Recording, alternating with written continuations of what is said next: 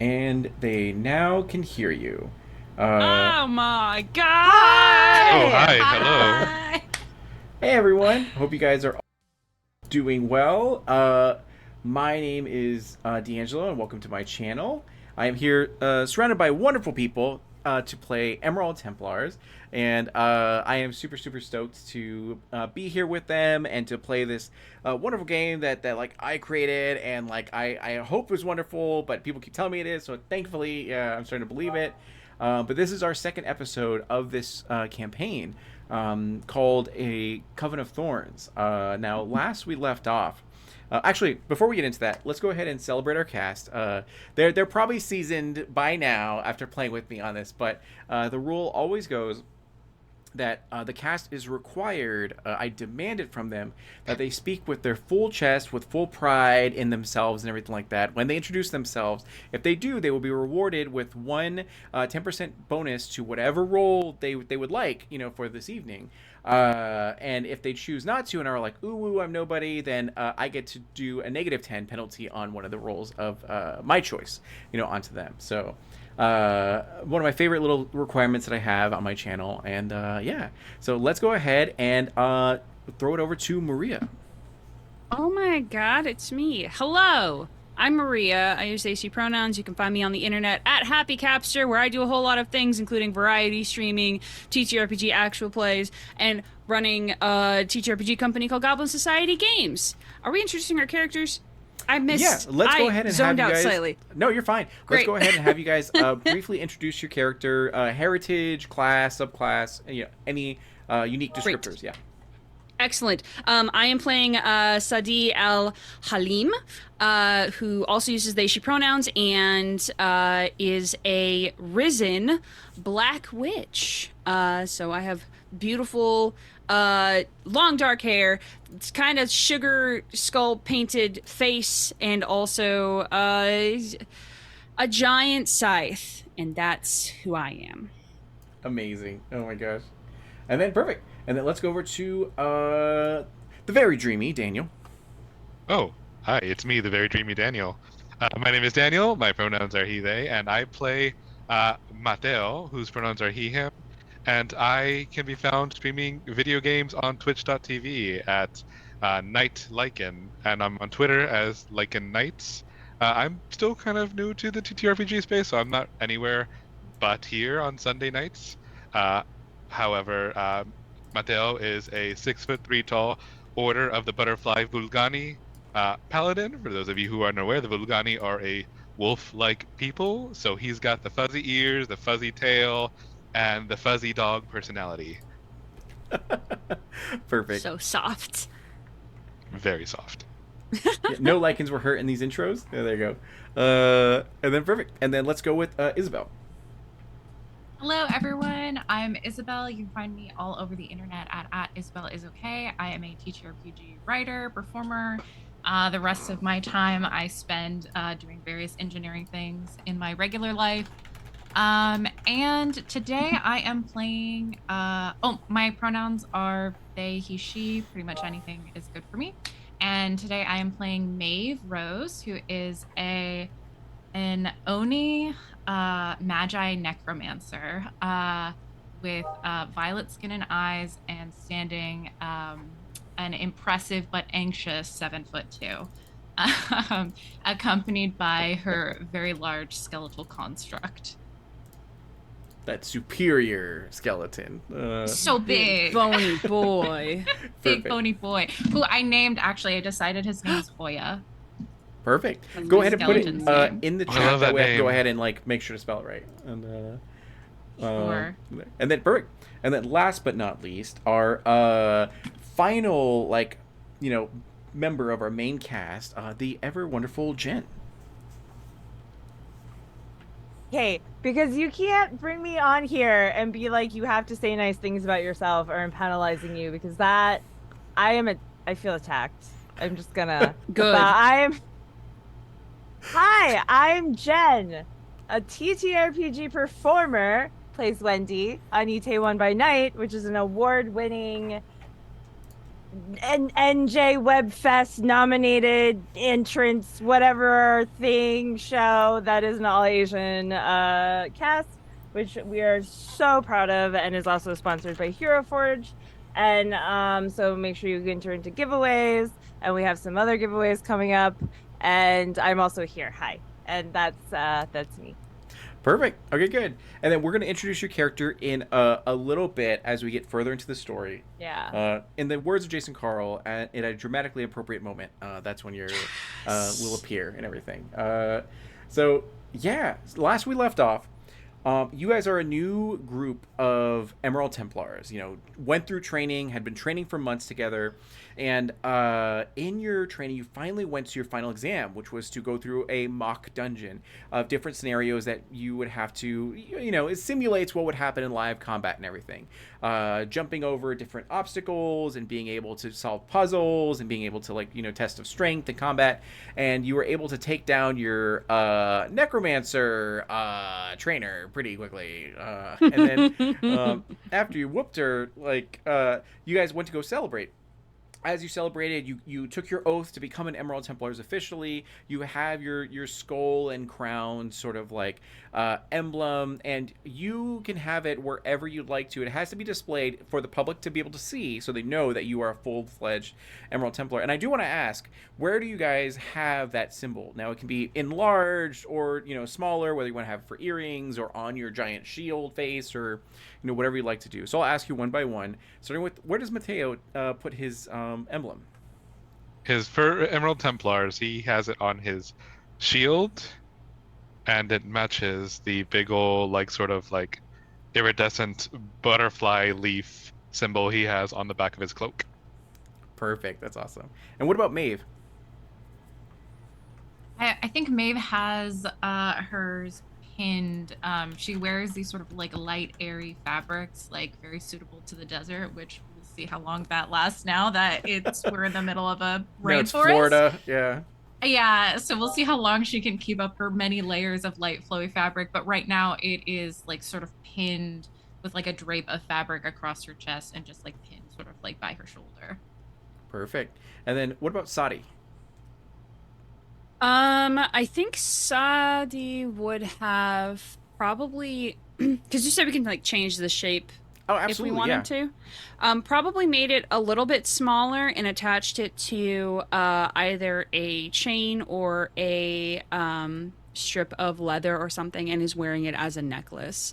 Kind of mixed around with a couple of other necklaces that they have. Perfect. That's awesome. And during that night, you guys all had your mixed emotions about why you joined the Emerald Templars, what brought you here, and what it felt like to actually be a part of this organization and are going to be a part of it for the next 2 years. Some were unexpectedly positive emotions. Others were like, you know, just kind of complacency, being like, I knew this was going to happen. This is just, you know, what I'm expecting. And others are sort of sort of regret and what have you. During that night, there was an interpersonal conflict between Maeve and Sadi as they, you know, compared each other's sort of like, you know, livelihoods and, you know, youth and everything like that, and kind of just share the pros and cons and their strong opinions about each other's beliefs, which ended up becoming a blowout of words, and which almost led to Maeve just like trembling and shaking and almost having a breakdown if it was not for the intervention of their dear like companion Matteo, who entered in to break everything up, settle them down, and remind them that they are now Emerald Templars and they have a long day ahead of them when they're knew, like, you know, Captain Volok was going to escort them from the training grounds to their station at Nazria, which is the great city-state that they're going to be serving in for the next 2 years. In this sort of next day, everything was very quiet, sort of sullen.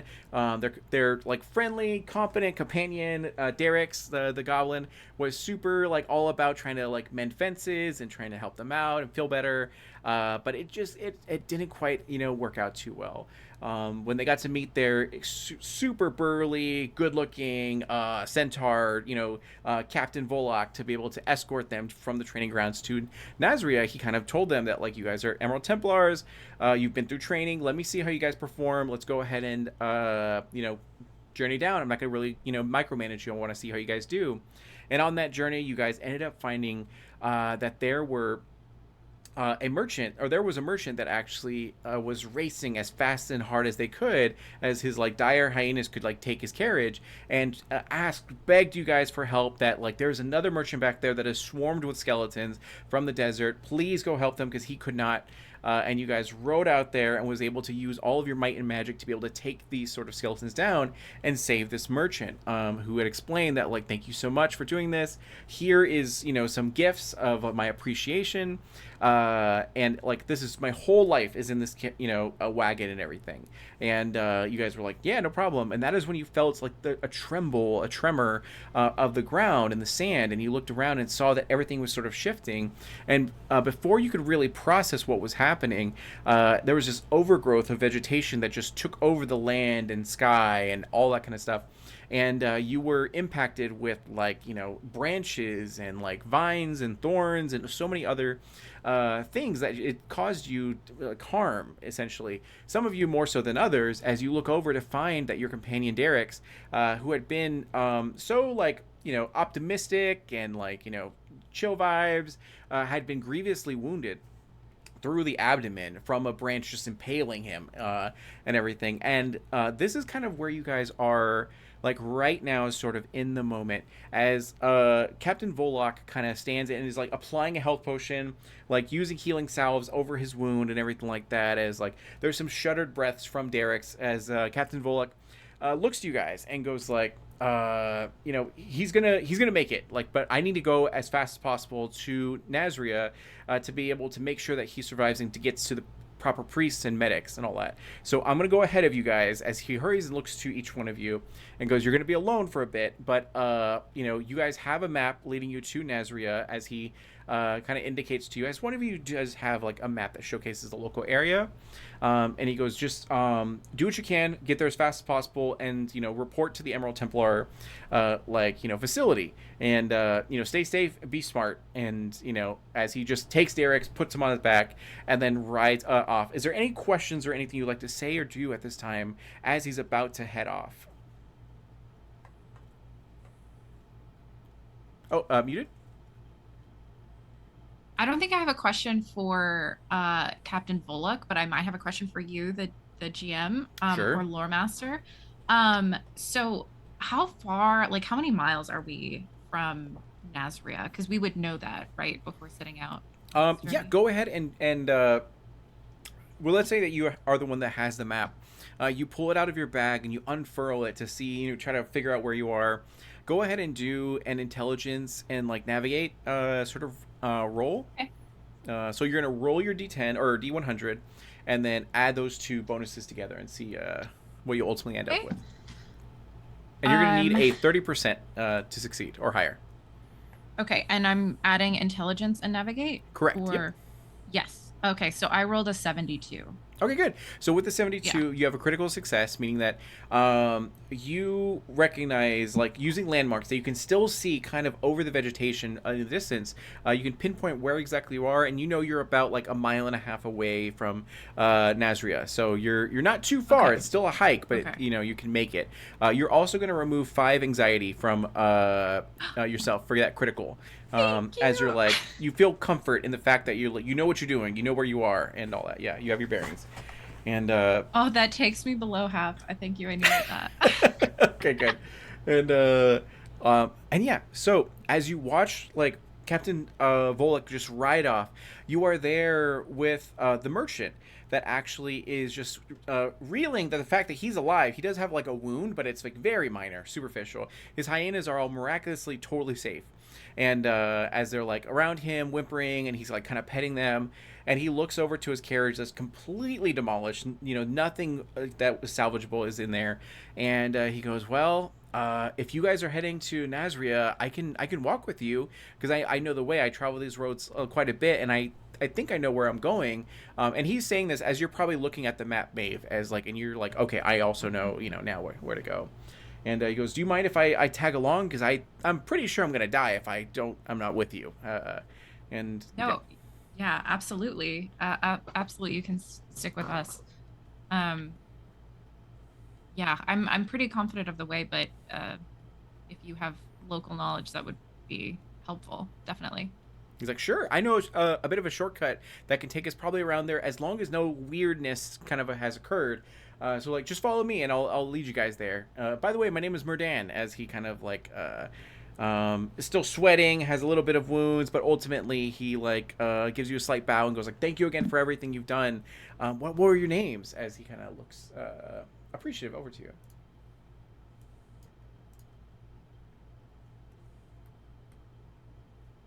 Yeah, I think we all probably introduce ourselves.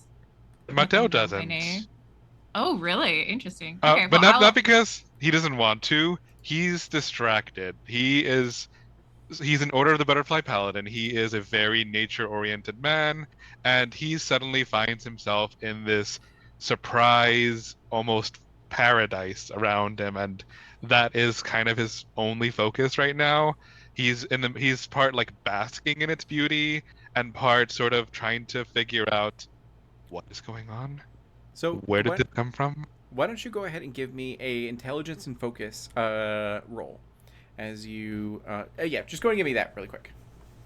I also will say, I think Maeve is having the opposite reaction. She is looking around in utter horror at what has happened to her home and looks filled with Yep. anxiety and worry about, her hometown, Nazra, where they're going. Yeah, looking nervous and like trying to kind of distract herself by focusing on this merchant with them. And you can see that like the ground beneath you is still like sand and partially sand and all that kind of stuff, and just tons of roots and all this sort of, it feels very unnatural. Like this should not be. Yeah. And Mateo, what'd you get? 54? 34. Okay, so with the 34, 54. or 54. Okay, that's way better. Yeah. So with the 54, what is your spiritual like amplifier? Is it It's a rosary that he keeps wrapped around one of his Gotcha. hands. Perfect. Yeah, that works. As you go, as maybe like a comfort, move, you go ahead and take your rosary in your hand and maybe begin to like recite one of your sort of psalms. And as you sort of do so, you can feel as you look at this vegetation that is like sickening sweet. Like it does look beautiful, but it is unnatural, abnormal. It's like artificial, essentially. As you go to like sort of touch it, it does feel like a leaf. It does feel like bark and everything, but it's not just natural. It's an affront, essentially, to nature. Yeah. It's astroturf. Essentially, yeah. Okay. Exactly. So that's the kind of feeling you get, that it, although it has the appearance of nature, it is not quite nature. There's something weird going on with it. And you just have that little bit of information here. Perfect. So at this time, Murdan kind of like leads the way with his hyenas as they're all like running ahead and finding like branches and sticks and coming back to him, all three of them, as he like one by one throws each three of the sticks, out to go and entertain his hyenas.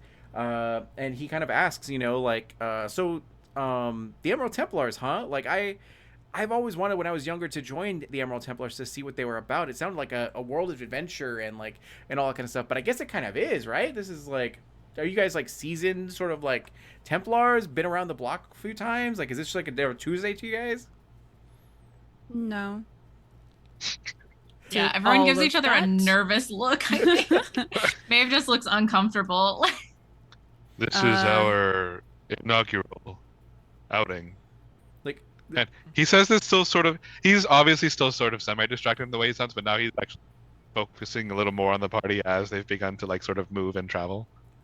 and he's like, wait, this is your first like assignment? Your first?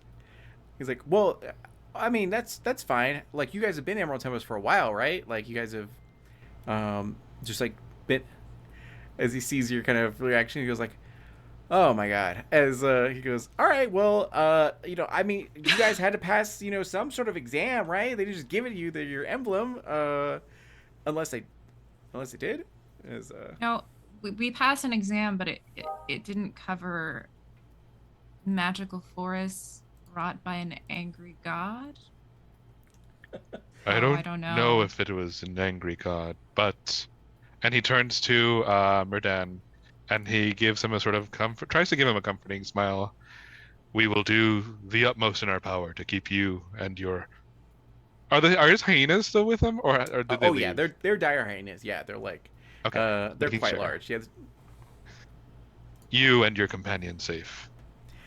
And he goes, all right, well, it's better than being alone, because like, although these, beasts look super like feral and they could kill someone, they're the sweetest, hyenas you could ever meet. As he kind of like just wrestles with them, furls their hair, and all that kind of stuff. And he goes like, well, I mean, like I recognize that some of you actually may be locals from your jewelry and from your clothing, but like you look like you're not from around here. Why did you join the Emerald Templars? Why did you come all the way out here? I'm guessing that's to Mateo. Yeah, Mateo. Yeah. I come from Mariposa, and I joined the Emerald Templars to help out with my place of business back home. And he's kind of sort of dodging the details, but also I thought it would be a good way to help people where I can. I was like, oh, that's very noble of you, paladin. Of the Order of the Butterfly and everything. He goes, don't see too many of you around here. Mostly Order of the Scorpion and all that kind of stuff. As he kind of looks over to Maeve and also asks, like, what about you? Why did you end up joining? I needed a fresh start, and Emerald Templar seemed like a good place to start, as any. Like, that's fair. I mean, he ended up here, so you could have easily ended up in Santa Mana or like anywhere around, sort of world. So I guess that makes sense. And he finally looks over to Sadi and goes like, how about you? Why did you ended up joining? Sadi kind of thinks for a decent amount of time, and eventually, with like a tiny smirk, says, to prove a point. I was like, Maeve oh, rolls her eyes. And just leaves it at that. yeah, there you go. Perfect. And he goes, I mean, life must be hard for you because you're Risen. Like, I don't have any opinions, about Risen. They're always like, have been kind to me, and I've met a few of them in my time and all that. But I understand that a lot of our, nation has mixed feelings about them. So like I just want to let you know, like, I appreciate you and you're super cool as because you saved my life, and that speaks volumes about your character. As thanks you. Thank you. How does Sadi look in response to that? Awareness out of and curiosity? notice. Yeah. So So I'm gonna roll that too. Sorry, my POC senses are tingling. Hey, I've met a lot of other Yeah, there you go. X. You're one of the good And ones. rolled Yeah, a there you go. You're great. 96. Was that Oh, awareness hell and yeah, notice? 96? Okay. I rolled a No, sorry. 96. I rolled a 9. Awareness and notice. Yeah. Okay, one sec. I just upped my awareness with our XP from last session. Oh, perfect. Oh, Okay, good. let's go. I'm forgot to stockpiling mine use for my some XP. spicy spells. I so just got smart. 28. 28. Okay, good. So, are you trying to hide your emotions? Or are you displaying them freely? I think that they are trying to hide their emotion enough that it might, like, I think Mateo might be able to pick up a little bit of like the like automatic slight bit of smile of, oh honey, Thanks. but yeah, but Maeve might be able to pick up a bit more of like a practiced a face, like they're putting on this like oh, I've heard this one before, time to put on my I'm not going to be offended by the fact that I'm a dead person walking face. Potentially that they learned from being in nobility. Who's to say? Maybe who's to say? But yeah, absolutely uncomfortable with the, Oh, you're arisen. Oh, that must be really challenging. So we're Yeah, gonna say yeah, the yeah. difficulty was 20%. So Mateo, you definitely like clock great. it, and same with Maeve. Yeah. So you can see that like uncomfortable sort of thing as he kind of just goes like, yeah, you know, we should be at Nazria in no time, and it's actually like, you know, kind of a nice change of pace. Like, I don't like this, and I hope it goes away soon, but at least for today, it's pretty cool. Yeah. So let me see it really quick. Anything you guys would like to do at this time? Is it okay if I pet your hyenas? Mattel suddenly asks, as he's sort of been like watching them like as they walk, as he's like enraptured by them. He's just utterly enraptured by them. They're animals, they're big animals. He loves them immediately. He just wants to pet them, and he's asking for permission. Yeah, absolutely. As he goes, oh, of course. As he kind of like whistles, and they all like immediately run to him and like, you know, sit and all that kind of stuff. And then he kind of like gestures so to them like, have at it, as their tails wag furiously as they're like super hyped. He gets right in there and gives them the best pettings he can possibly give any animal. Just like, yes, you're so good, you're so good. You got to roll for that. I can't just give that to you. Puppies. Go to do your D100 and then your charm and then animal kennel if you or kennel master. Yes. Pet the animals. Yeah, there you go. Can I also add my 4% bonus from Beloved by Nature? Yes, absolutely. Yeah. Amazing. Oh wait. Oh. Is that what I think it is? Oh no, it's not what I think it is. Oh well, unfortunate. That's 4 plus 4. You said Kennel Master and what else? It'll be influence, charm, and then kennel master. Yeah. Okay. That's a 14. 14? Okay.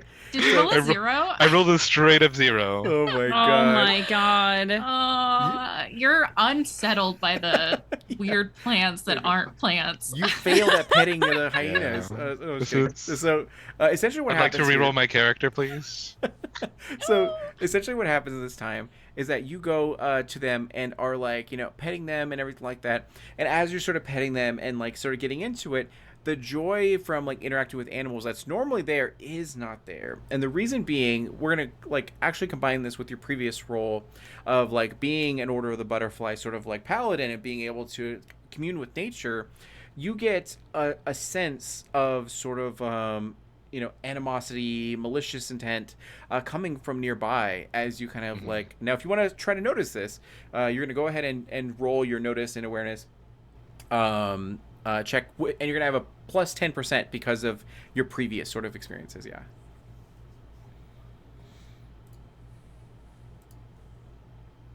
48.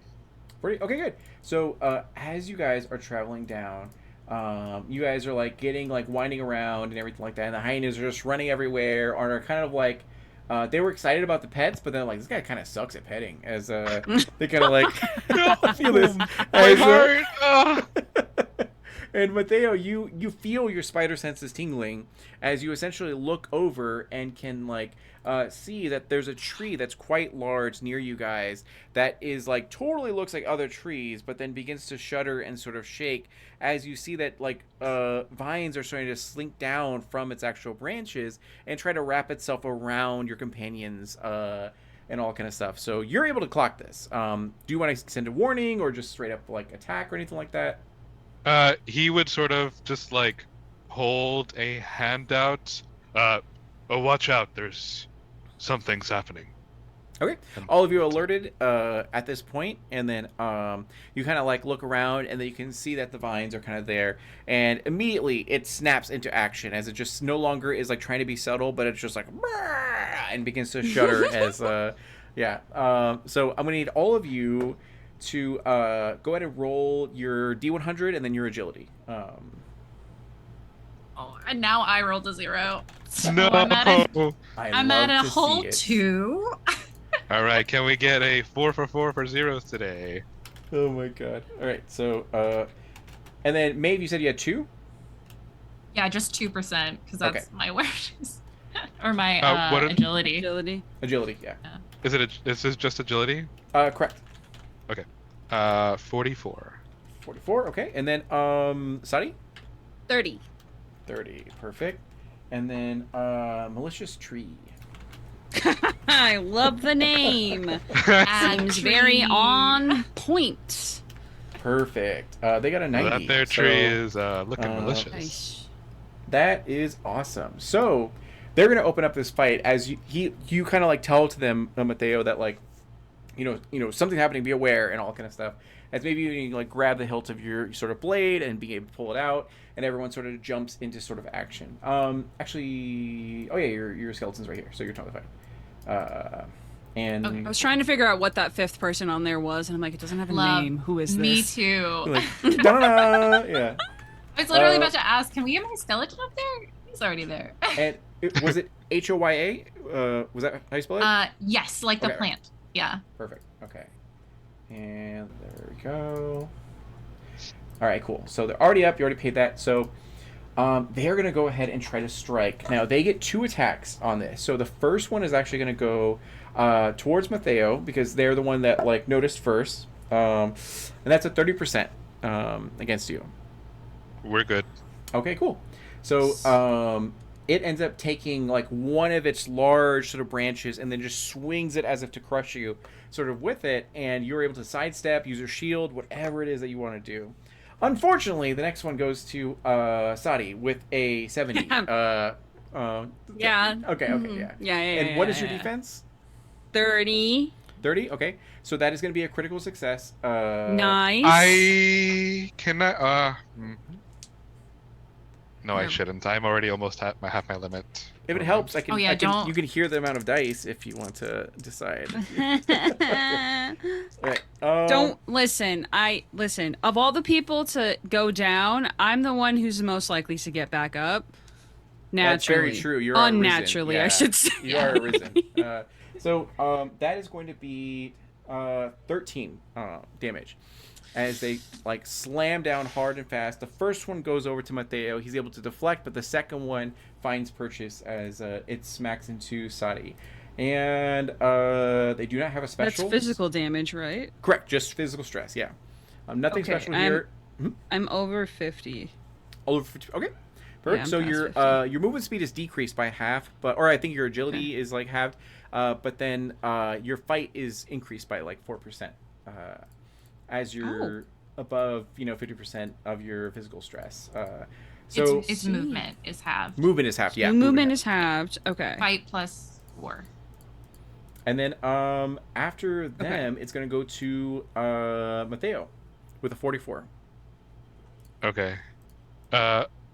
Mateo, he is going to run up in front of the rest of the party. He sort of calls out for Sally, seeing her sort of get struck by this malicious They don't look tree. good, by the way. They don't look good at all. Pretty And bad, actually. how I guess I wouldn't know this. Let me look at my because Mateo is still looking pretty banged up from the previous fight. Mhm. He's also pretty close to 50% of exhaustion or physical I'd damage. love to hear it. However, However, being who he is, oh boy, he is going to clutch his rosary and he is going to start whispering a prayer. Mhm. Amin-Ra, please grant me the strength to bear the burdens of my companion.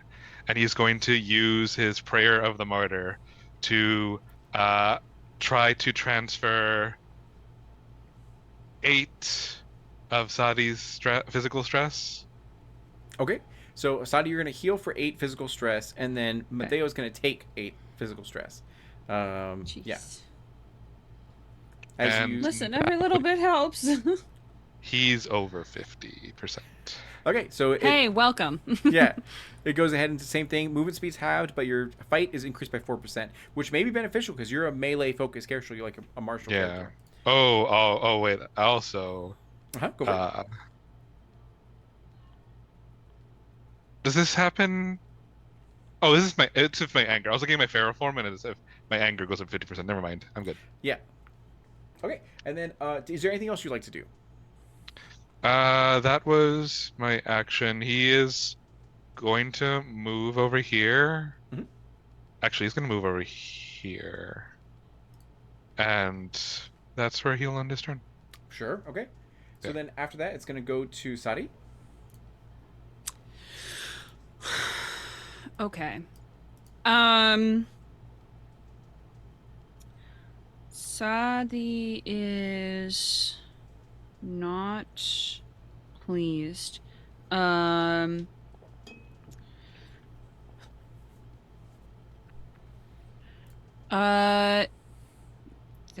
Let's see.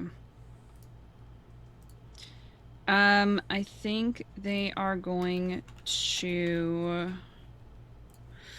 Oh no. It's not good when you have no health. When you guys pay attention and are like really studying your sheet. I know. Like, Do you want to talk over your options, like just as Yeah. players, if what you're Yeah. thinking of deciding So- between? So it is unfortunately between using a spell that that could be fine but will cause absolute chaos, literally, or being in melee. And melee sounds bad, but my fight is higher, so I'll deal more damage, but I will get hit probably. Okay, actually, you know what? I will We're gonna say- do the. Go ahead. I will say, just as a reminder, my skeleton will start to attack me if any chaos magic happens. Right. Like And- if a chaos surge happens. if you Yeah. if you do feel uncomfortable with like getting hit, you could always stand as far back as possible and then just use Evil Eye to keep that the tree's defenses as low as possible for your more healthier companions to be able to take down. I don't know if you have enough movement because your movement was half, but you could also attack and then retreat. Because Yeah, you that's don't- kind of what there's I no was- opportunity yeah. attacks. And there's no either, opportunity attacks, so, yeah. Yeah. you Well, my might not- speed is 15. You won't feet. be able to get there. So you won't be able to retreat. However, I do. Well, it hit me from all the way back here, so I wouldn't. Yes. Yeah, that wouldn't be good. So I think then what I'm going to do is I'm going to move backwards. Well, basically stumble backwards a little bit. So I think back here. As I do, I'm going to use. Great. I'm going to use Cosmic Guard as a free action, choosing 2 creatures to increase their defense by 10. I'm going to choose Mateo because he's right there. Smart. And I think that I think they're gonna target Murdan for the other person to get an extra 10% to their defense. Okay. And then as a secondary action is going to use Evil Eye, so they battered and broken up a little bit. They clasp their hands together, they close their eyes, the eye opens up over their forehead, and going to decrease their defense by 10. Okay, perfect. And roll then for most. make sure to take your lucidity and all that kind of stuff. And then Yep. after that, it's going to go over to Maeve. Okay. Hoya is going to run up and just straight up attack. So I'll do that first because that's simple.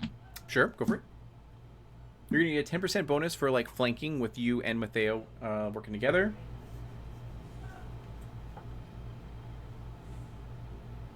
Okay. So I rolled a 70 on the die plus 40 for their bonus. So that's 110 100%. plus the 10. So 120. That's a critical. That's a Let's critical and then go. some. They Okay, don't get the so- Valor table, but they do strike. Yeah, they're not valorous. They're just a big hunk of bones. And I think you see like looking at Hoya fighting, they're like an 8.5 foot tall skeleton, so like about 1.5 feet taller than Maeve. And that's terrifying. Yeah. it's terrifying. And you see they look like obviously like too many bones for like anything that could have lived ever in real life. And you see on their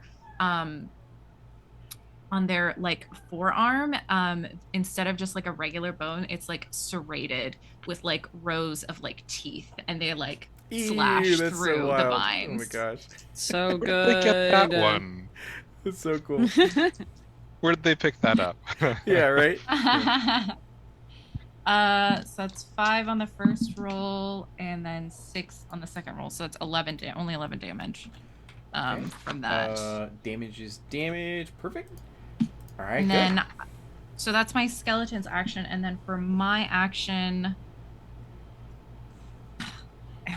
we're all hurting ourselves. But I think we're just gonna have a big old campfire afterwards. You gotta I earn know. these victories. Yeah.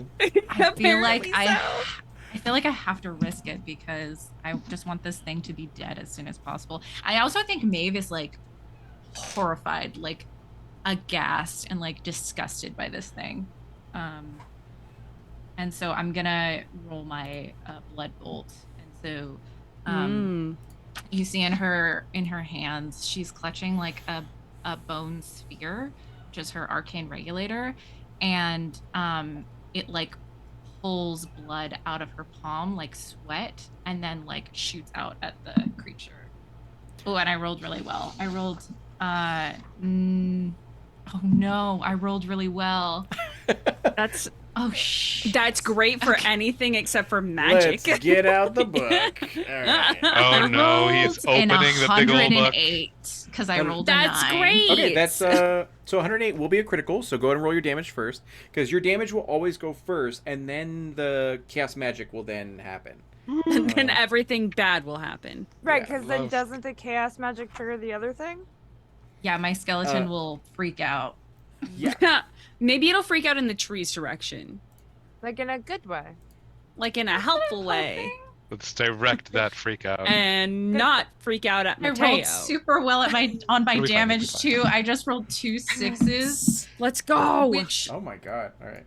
so the way that this works is I take 2d6 and they take 3 times that. So I'm gonna Oh. take 12 damage right now. Okay. How's your physical strength looking? Over So 50. they're gonna take 36. Let's and go. they're, like, Join the party. destroyed. Woo.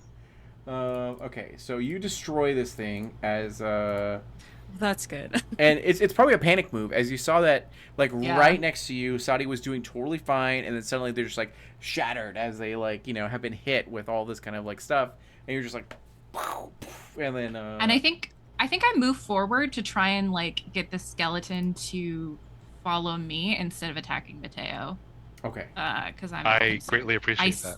I see it, and I'm trying to get its attention, and like basically I'm trying to like magically talk my skeleton down.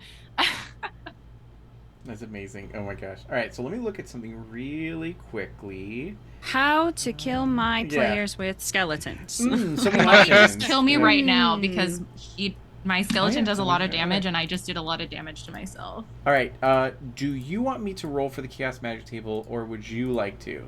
What do you feel like would be in your best benefit? In your or- best interest is Roll. is that what you were gonna Roll, say? So I feel a little Oh, more 1d20, in control. A d20, right? In control of your Hey. own fate. 14. 14. I can't believe you rolled on the heals everybody's physical stress by 300. Oh, everyone's Wow, fine. that's And then my wow. skeleton is dismissed because I No. did fine. Just decided to take a nap. So 14. The last spell you causes you to lose all volume control, and you scream for the next hour when you attempt to talk. Reduce your charm by negative 10% when speaking. So yeah. So essentially, this scene and the next scene, you'll be just lose all volume control and negative 10% Wow. charm. So it could have been worse, but so thankfully. It could have been worse. Oh I just my. love chaos ADHD magic. relates. So Yes, so much. Ugh. Jeez. Perfect. All right. Now into the So I think skeleton I'm business. screaming at my skeleton. You're like, think it's watch just, out, like, Mateo, because yeah. Incoherent, like over here, look at me, look over here. Just like screams, And trying you to get its attention. and okay, so you were saying that you were trying to get the attention of your skeleton to attack you, essentially. Basically, if there's anything I can do to try to overcome this, like to try and gain control back over my skeleton, I'd Yeah. like to do that. And if I fail, then I would like it to attack me instead of Okay, Mateo. so I'm gonna give you this That's my option, goal. which like makes sense, but I didn't put it in the book. Because you still have like you didn't move, so you can still have another sort of action. I will allow you to either do one or two things. You can either dismiss your skeleton, which completely just nullifies it and it goes away, but you're gonna have to spend lucidity to just raise it back up if you want to use it again today. Or you can make an intelligence and focus check to try to regain control over your skeleton. So whichever you want to do. Yeah. I think Maeve is so terrified at losing control because she hasn't lost control in a long time and is in full panic mode and sees how hurt Mateo is and is like, no, I cannot let that happen. And so I think she just dismisses Okay. Hoya immediately. So Hoya is gone then, as like Hi, buddy. it's a just giant pile of bones, teeth everywhere. He didn't mean to. Yeah, as, he doesn't know what he's doing. As he like helps to destroy this sort of like a malicious sort of tree that just like sags now and shudders as it begins to just sort of wither and like fall over. And combat is over, and as you know, you kind of like look as you see that the purple violet energy that's going through his sort of eye sockets, showcasing that it's under your control, then turns red and turns to Mateo, who's the closest person to him. He just like collapses into just bones as you dismiss your magic through him. Combat is ended. As you all huff and puff and gather yourselves, immediately you can see that there is a like fine piece of like wood that is sticking out from this like creature that looks to be it could be used as a weapon, it seems like, in some capacity. And to make it easy for you, this is a Karen leaf scythe. It's a massive scythe adorned with serrated blades crafted from the leaves of a carnivorous plant. It has the power to drain... I don't know about this next part, actually. I'm not going to say the next part. You know what? I will. I'll give this to you. I'll give this to you because I wrote this and totally forgot about this because like I was on a power hunger train last night. Not power hungry. Yeah, it has a power to drain the life force from its victims, transfer it to the wielder, granting them increased strength and vitality. So That is really if you make a killing powerful. blow on an enemy, whatever damage you outputted was what you're going to heal for in physical stress. So that's what it'll be. So whoever wants this Karen leaf scythe, you can have it. And it does 1d10 damage. I just remember, didn't we get an object last session? We got bracers, some money from the merchant, and some materials. Okay. I've been tracking our inventory. I'm a huge nerd. Yeah, I don't think any of us took the bracers, but yeah. No, Oh, we that's haven't right, talked yeah. about it. Yeah. I think Probably a we've good just campfire been like, conversation. yeah, let's get out of Yeah, probably here. a good camp. You know what? This is a good place to just take a camp break. Yeah. So Yeah. you find also materials. You find 2 materials, and So can I like use my notice to try and find more? sure, go for it. So you're gonna use awareness, notice, and then go ahead and Oh, okay. I rolled pretty well on that. I've been rolling well, which actually has been hurting me. But for this, it's good. So I rolled 70 base, and I have 6 to awareness. Okay. 76. So you find 10 additional materials from this as you like Ooh, find I'm gonna that. heal us so much, guys. No, that's good. Yeah, I think We while need you're it. doing that, Sadi is like kind of slowly limping in that direction, and it's just like sitting on like with their like leaning up against the rocks, just like their eyes closed, and one of their arms just draped over their stomach, just looks so beaten, bedraggled. Bedraggled. Yeah. Bedraggled. That's amazing. So, as combat ends and you guys gather yourselves and you huff and puff and look around, trying to find any other thread, but don't find any, you suddenly see that your hyenas like barking as they're like, just like "Rawr, rawr, rawr, rawr," as they look over to a certain direction. And from that direction, you find that there are actually 2 guards that are they're on their own hyenas that kind of call out to you, go like, Templars over here, as they kind of see what you guys have done. and it goes, Captain Volok actually had sent us to go and get you guys and escort you to Nazria. Please, follow us and we'll make sure that you guys are safe from here on out. As they go like, we've already taken care of a couple other monsters across this road. This place seems filled of these creatures. So it's not safe here. As Murdan is just like, thank Amun-Ra, as you guys are escorted to town. So I have a question. All this vegetation and such. Did the vegetation just pop up randomly where we were originally, or did all of this stuff pop up when the vegetation? From what you gathered in the brief moment that you had to process everything, it was like a tidal wave of nature where like there was like to the right of you there was still desert, and to the left it just came and washed over you. Okay. Now I get, because I thought for some reason like where we were was just like a random oasis just popped up. No, it's much worse than that. Okay, yeah. Thank you. Much worse. Thank you. Much better, depending on who you ask. Depending on who you ask. Not the Weija natives though. Oh, yeah, you're right. Yeah, In the party. Listen, I'm used to sand. I think Maeve is gonna ask the guards, how did you see how far this reached? Is in Nazria? Did it go further? Did it go past the city? As you guys are heading like and walking through the path to head over to Nazria, they kind of like answer you like, yeah, it's affected everywhere as far as we're concerned. Like it's the highest tower, and that we could find looking out. It's just all nature, these trees, bushes, unnatural flowers that we can't quite identify or anything, have all just sprouted within like seconds. Entire settlements have been destroyed, and like people have died. There's our wounded are like just the number of wounded are climbing with every passing sort of like minute and everything. But from what we can gather, it's stopped. It's finally like stopped its growth.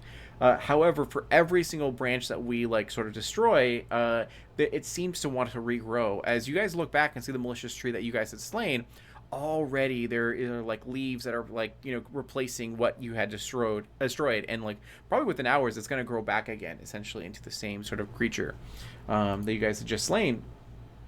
And he goes like, we have no idea what's happened, but everyone's working around the clock to help the wounded and to figure this out. So your aid comes. Thankfully we have really seasoned Emerald Templars like you guys to be here to help us out with this. So nervous looks. Really seasoned. Yeah. Thank God we're super here. Seasoned. Yeah. We've been at this for a good several months. Fully almost a day at this point. Yeah. Good several hours. So like, what was that? It's like Yeah. gonna look at each other. So as you guys, I think Sadi, just on the way there, sure. Sadi would try to ask one of these guards, what the state of the Sultan's palace was. Yeah. And try to do it in like trying to be nonchalant about it.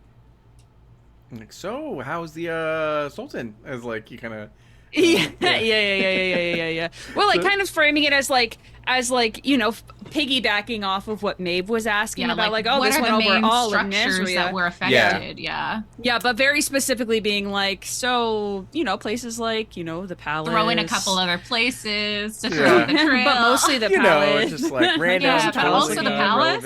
Yeah. So so they tell you like, oh, you're gonna see it in a second. As he kind of rattles off, but you can also see the visuals as you find like a bit of a clearing and can see that there are just like once again like the left side essentially, or the western part of Nazria, and its great defensible walls have been like breached or pierced or just like overgrown with vines and trees that kind of like destroyed some of the towers and everything, and kind of grow over it. Even their front gate is just shattered in pieces as like people are coming and going through the actual like main gates. And he goes, a lot of places have been affected by this. Not everything, because thankfully we've had a lot of necromancers that have been using their abilities to keep this like growth at bay. As you do see necromancers now outside of the actual city state using just blights and like plague sort of like spells to be able to just wither these sort of plants. As Mateo just looks extremely displeased. Uh, And Maeve he's Maeve looks not once displeased. again the opposite, hopeful, and says, I'm a necromancer. I can help as soon as possible. and yeah, He's uncomfortable with the magic being used, but he's not displeased with the results. Yeah. Perfect. And then I'll say one more thing really quick, and then we're going to go ahead and take our break. Is that eventually you guys do end up getting to Nazria, and as you get to Nazria, they're like, stay safe, Templars, and we're thank you for being here. We're going to need you and your abilities and all that. So as they escort you here, you look around to find like camps of wounded and priests and shaman and like all these different people. Anyone with a healing ability are using them to help the wounded, the small children, the elderly, and all that kind of stuff. Be able to find food and shelter and all that through this sort of chaos. And as you look over, you find Captain Volok talking with a fellow Emerald Templar that you don't quite recognize, but looks to be like a Kitsune, an orc. You're not, all that kind of stuff. So we're gonna get to that after our break. So stay with us, stay tuned. Go get a drink, use the restroom, whatever you'd like to do in this time. But we'll see you guys soon.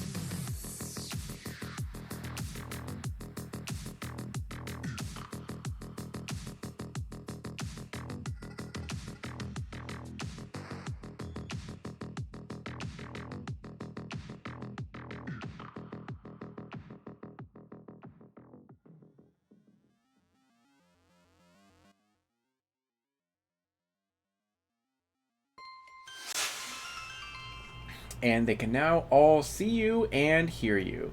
Hey everyone! Oh no! Hello. Oh my Hi. gosh. Hey everyone, welcome back. Thank you for sticking with us.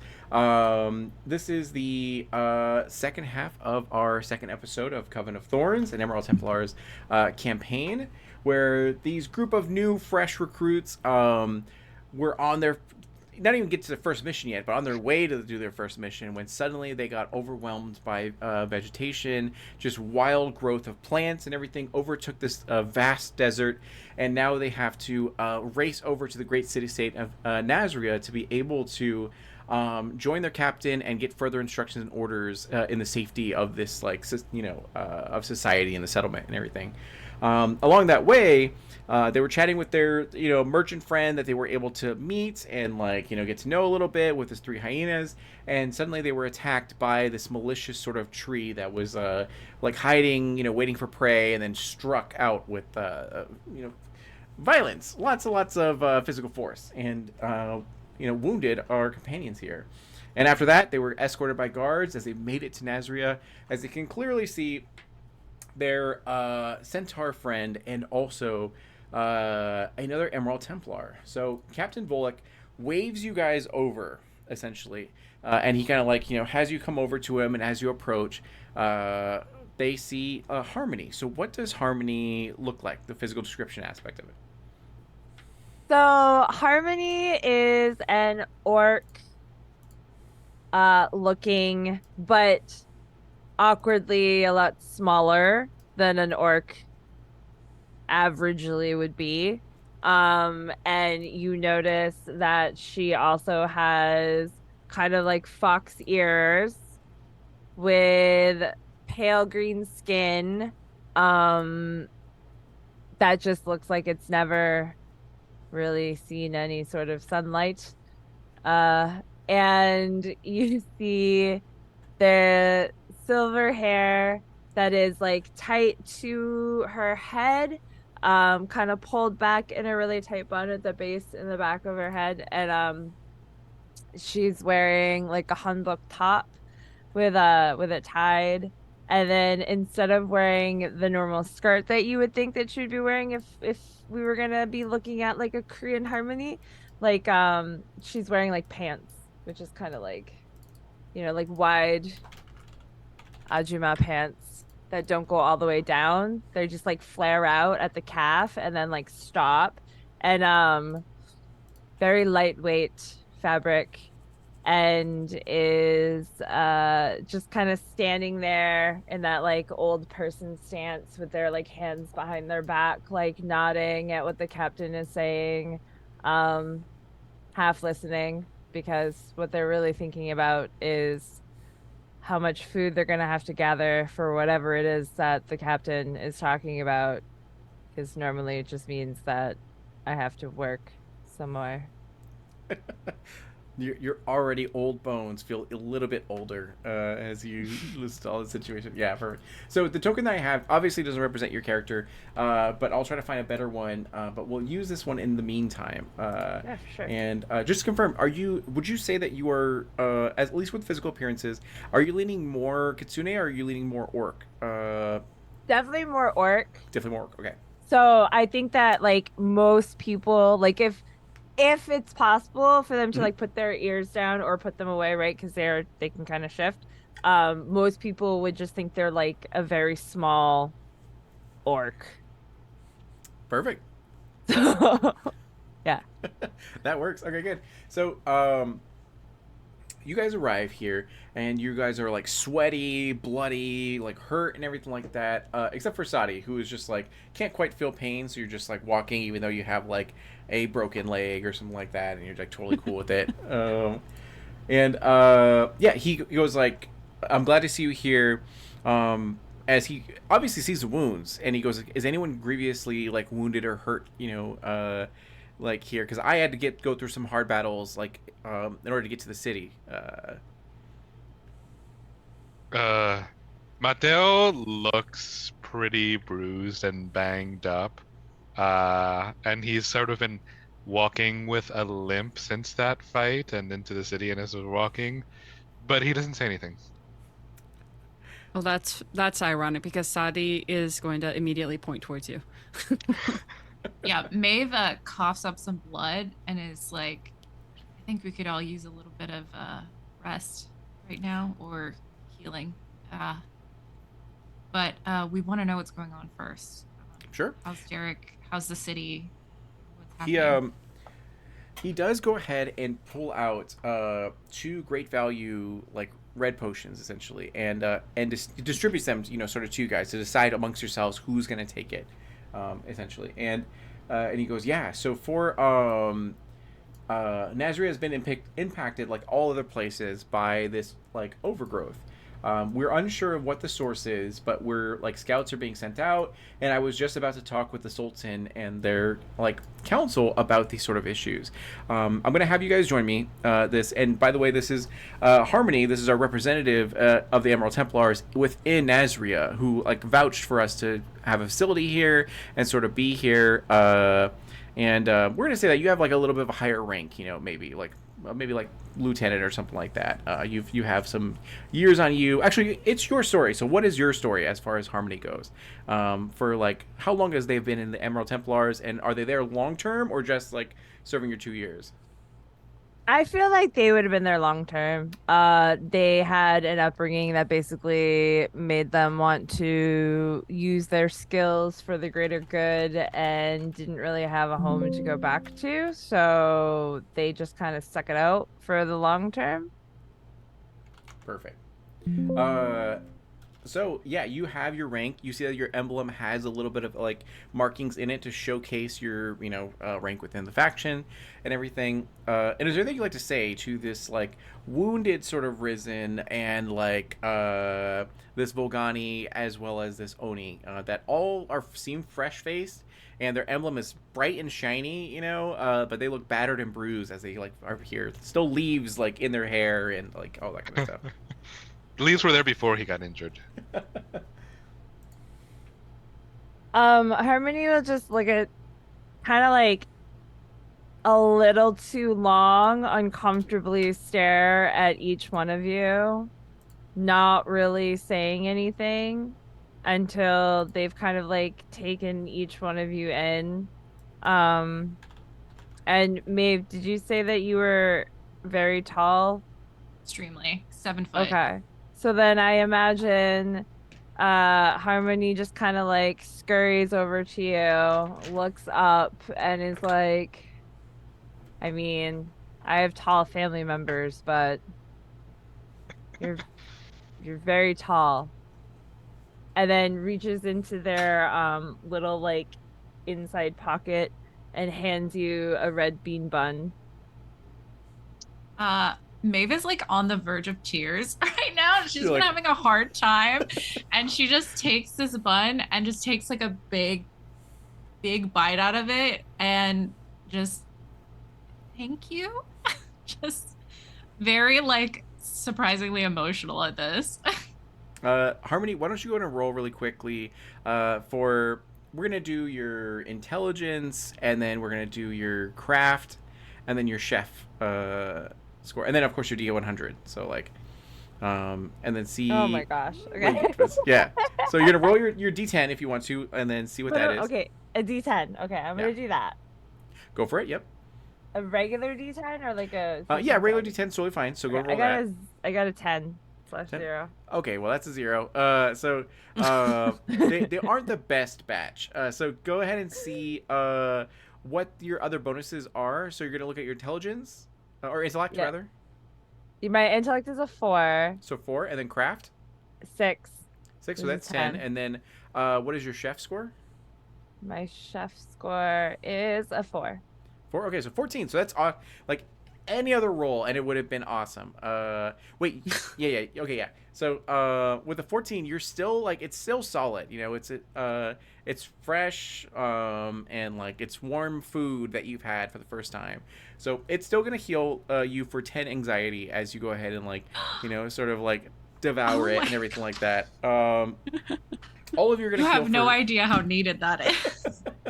All of you are going to heal So for like happy. 5 anxiety for reaching a major sort of settlement and the safety within its borders and seeing other people that are not here to hurt you, like around you and all that kind of stuff. Can I say, Sadi? Can I actually say that Sadi takes a little bit of extra anxiety? Actually, is like the inverse of that, specifically for being 'Cause you're in this here? city. Sure, yeah. We're going to say that. Well, okay. So we're going to say 5 for you guys reaching a major settlement. You're not around danger anymore, but your anxiety is going to come up soon. So don't you worry. Okay. Just like yeah. Yeah. Okay, great, Good great, idea, great, because great. it's definitely coming up. Yeah, soon, because but- the Volok said that we're all going to be meeting with the Sultan and their advisors, right? Correct. Yep. Ah, great. And it sounds There like it that's is. going to happen Don't worry. soon. So Cool. as he's kind of like updating you that like there's a lot of wounded, there's some of their like a good portion of their army got hit, but a lot of them are doing scouting to see the source, this epicenter of this growth, to see who caused it or what caused it, and that way we can help out. Now we are not officially assigned anywhere, so we are going to go in there and speak on our behalf to be able to be put to use. Like we can use our abilities for much more than simply just community service, especially in these type of moments. But I'm not going to lead this conversation. You guys are going to lead this conversation. I'm going to watch you guys because it's inevitable that you're going to have to deal with politicians, as Harmony knows, being here and all that kind of stuff. So so first off, as he's like saying this, does anyone drink the healing potions? Because I rolled their potency, and it's pretty good. So just in case anyone drinks. Oh, who's the most hurt? I think maybe Mateo for sure. We Mhm. make you Mateo drink would it. insist the others drink first. If I think with a mouthful of bun, I You're like, and tears, just you're like- wordlessly like force it into your hand, and I'm just like, I'll make another one tonight. Don't worry. Yeah. It's all good. So, Mateo, you're going to heal for normally 10, but because you heal double from all sources, you're going to go ahead and heal Ooh, for 20. right. So, Let's go. yeah. And then, Sadi, forgot about that. do you drink from the other one? Yes, I think seeing that interaction, I think Sadi feels less bad about Mhm. wanting to take it themselves. So yes, they would. Sure, absolutely. I have my You're going to heal bun, for so- 10 physical stress, yeah. And roll I can those make and more Excellent. potions. Yeah, for sure. So, in this time, you guys all like have your healing potions. You apply it to your wounds. You see that it already is beginning to like close and seal, and you feel like warmth come back to you as like you feel some bones sort of reset and everything, as things are feeling a little bit better. And he goes like, "All right, we don't really have time to sort of waste. So I'm sorry you just got here, but we're gonna need to deal with this, as soon as possible. So if you'll all sort of follow me." And now there's a little... walking. I just want to ask Volok, is there any word from Jemiah Al-Haya? Did it reach the other cities? He says like we're unsure of that. We've sent out ravens to be able to get word, but we haven't reached gotten anything back yet, because some of the like arcane communication has been disrupted, in this sort of time. So so far we know it stretches as far as the eye can see without any stopping point. So it could be likely that they got hit as well. As he relays that information to you as with a mouth full of red bean. Yeah. Mateo will just shoving red beans in our mouths to try and comfort ourselves.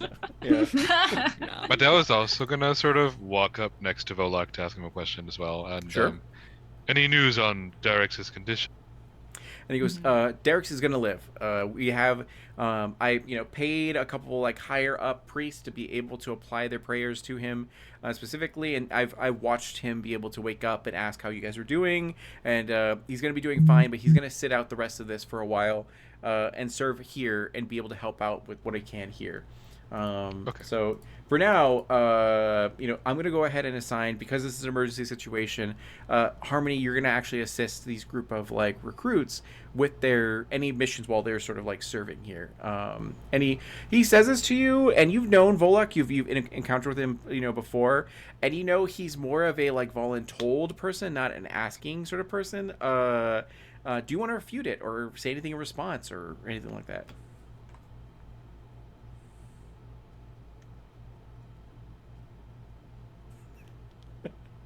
I will say I see like the devil on your shoulder, like I think there is palpable relief on Maeve's face at the idea of getting help.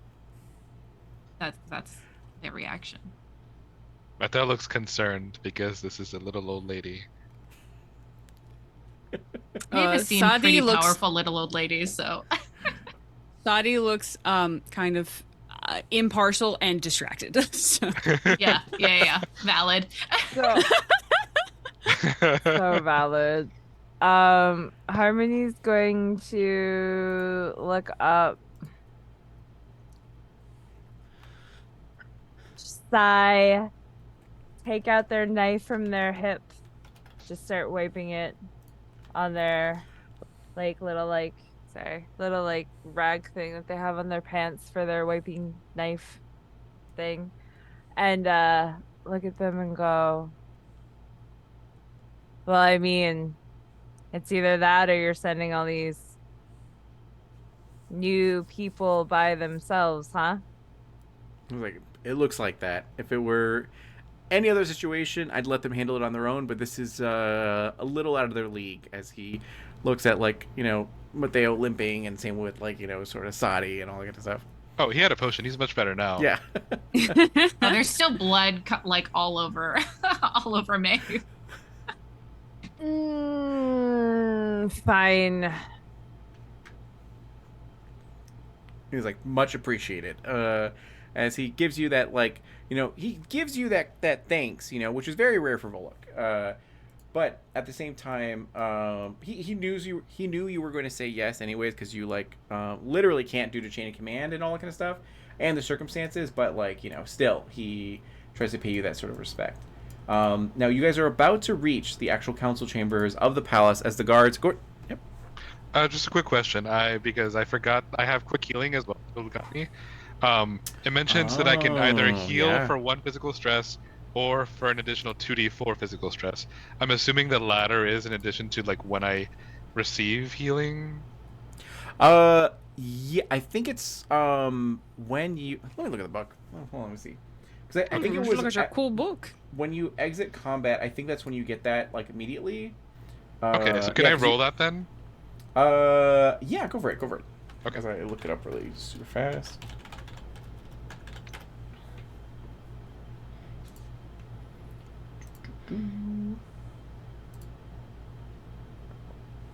Those 3. Okay. Where's that? Okay. Da-da. Oh, Gunny.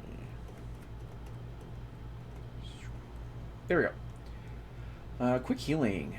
Or heal an additional when resting. Oh, heal 2d4 physical stress when resting. Okay. Yeah, So yeah. that'll So be for tonight. yeah. So anytime you rest, Cool.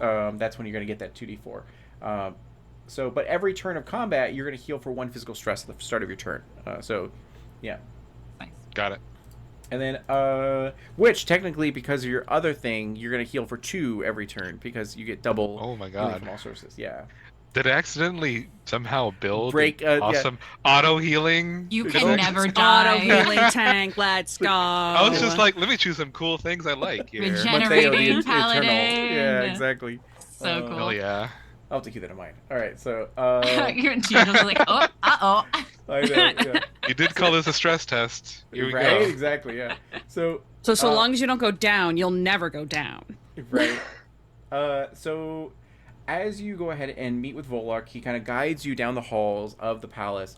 That you see some of it is like broken in disrepair as like construction crews are working on it to sort of stabilize it in emergency, sort of like, you know, whatever they can do. And Volok goes like, once again, I'm gonna let you guys go ahead and handle this. You're gonna have to deal with politicians. You know, I'm gonna see how this goes. Your whole purpose here is to ensure that we get assigned something that is actually gonna help out, you know, in this sort of effort. And use our we cannot help the weak and the wounded, which they're probably gonna just have us do. As he kind of like says to you guys, as the guards like clear the path and let you guys, you know, go. And as you turn the corner, you do see that there is Sultan, the Sultan, Layla Balawi, that is there, who is an imposing figure. She is towering over most others at the height of 6'9". She's adorned in regal attire, fit for a sultan, as she's surrounded with her advisors, who all scramble around maps of the city-state and mark areas representing points of interest, places where it has distress, and like where they're going to mobilize their sort of units and everything. And as you get there, he kind of like, you know, sort of clears his throat, and one of the guards kind of goes like, you know, my Sultan, the Emerald Templars have arrived, you know, with, and they seek an audience sort of with you.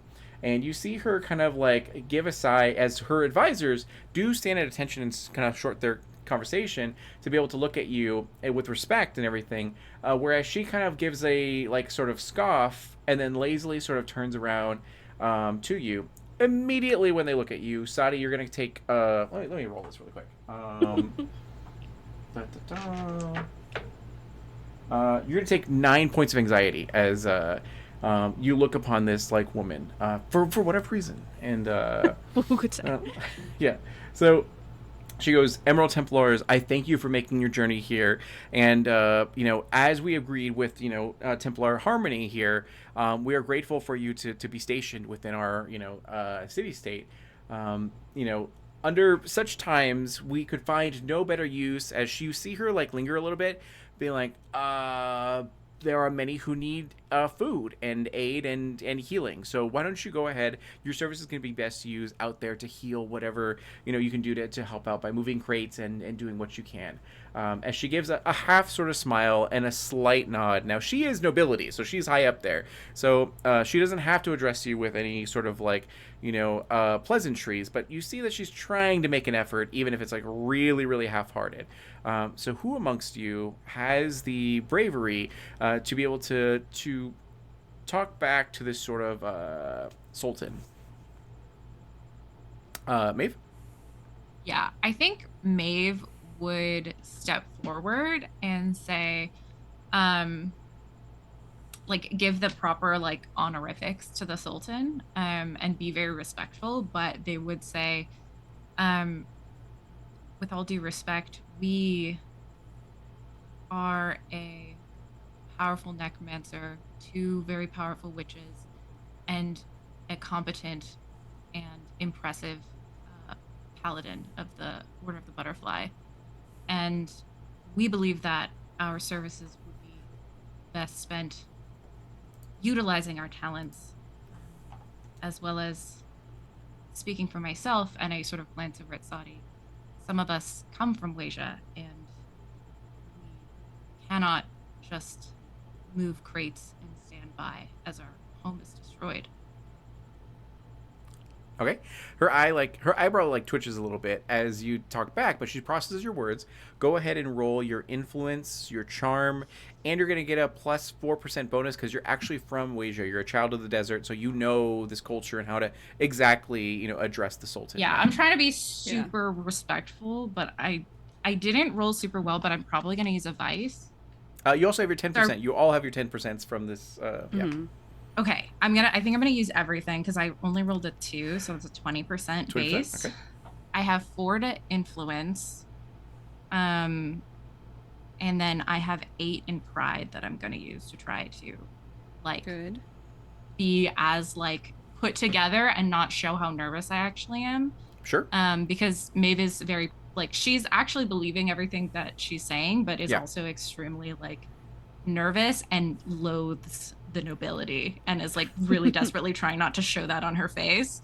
But she's like, you can't stop me from doing this, basically, is her attitude. So that's 32 plus 10. I'll use my 10 for this. Okay, good. So 42. Because you used your 10, you are able to succeed as the difficulty was 40%.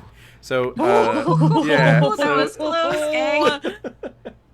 That double anxiety would have hit you hard. So, with this, you have, spoken back to her as everyone gets a little bit uncomfortable as they shift and all look to each other and they look to the Sultan, whose eyebrow once again twitches in that, and then she goes, you have a backbone, and I appreciate that about you. I can tell that you're a child of the desert. So you know what, little Templar, I'm gonna go ahead, as you obviously you are taller than her, but still, she goes little Templar, I'm gonna go ahead and give you what you seek. As she kind of snaps her fingers, and her guards kind of or her advisory board sort of makes way for you as she waves you guys over. As you get over to this sort of war table, she kind of points lazily to an area. And she goes, a lot of our trade routes to the other city-states have been disrupted, here. There have been creatures of unknown origin, but with strength and brutality have shown themselves. And my soldiers need a clear pathway to be able to make their way back and forth as they scout, as they go to get supplies. And you just see how other people are doing out there.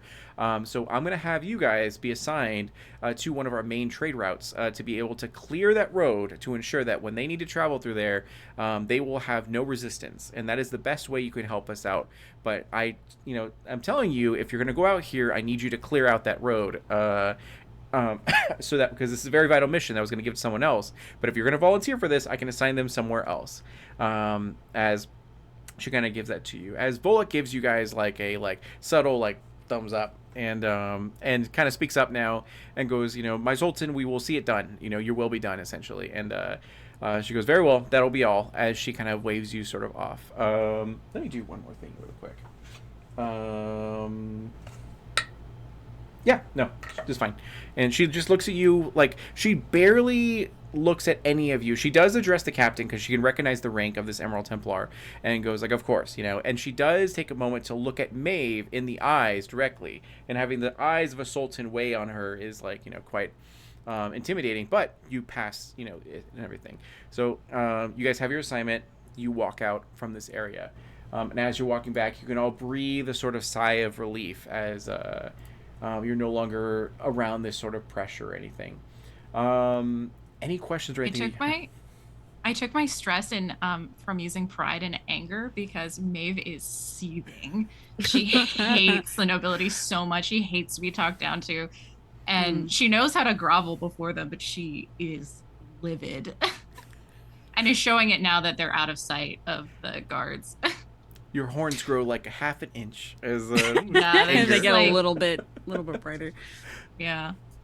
I think kind of conversely, from the moment they walked in there, even afterwards, Sadi had very much closed off, was not really making any sort of eye contact with anyone in that room outside of the first 10 seconds, and is abnormally quiet.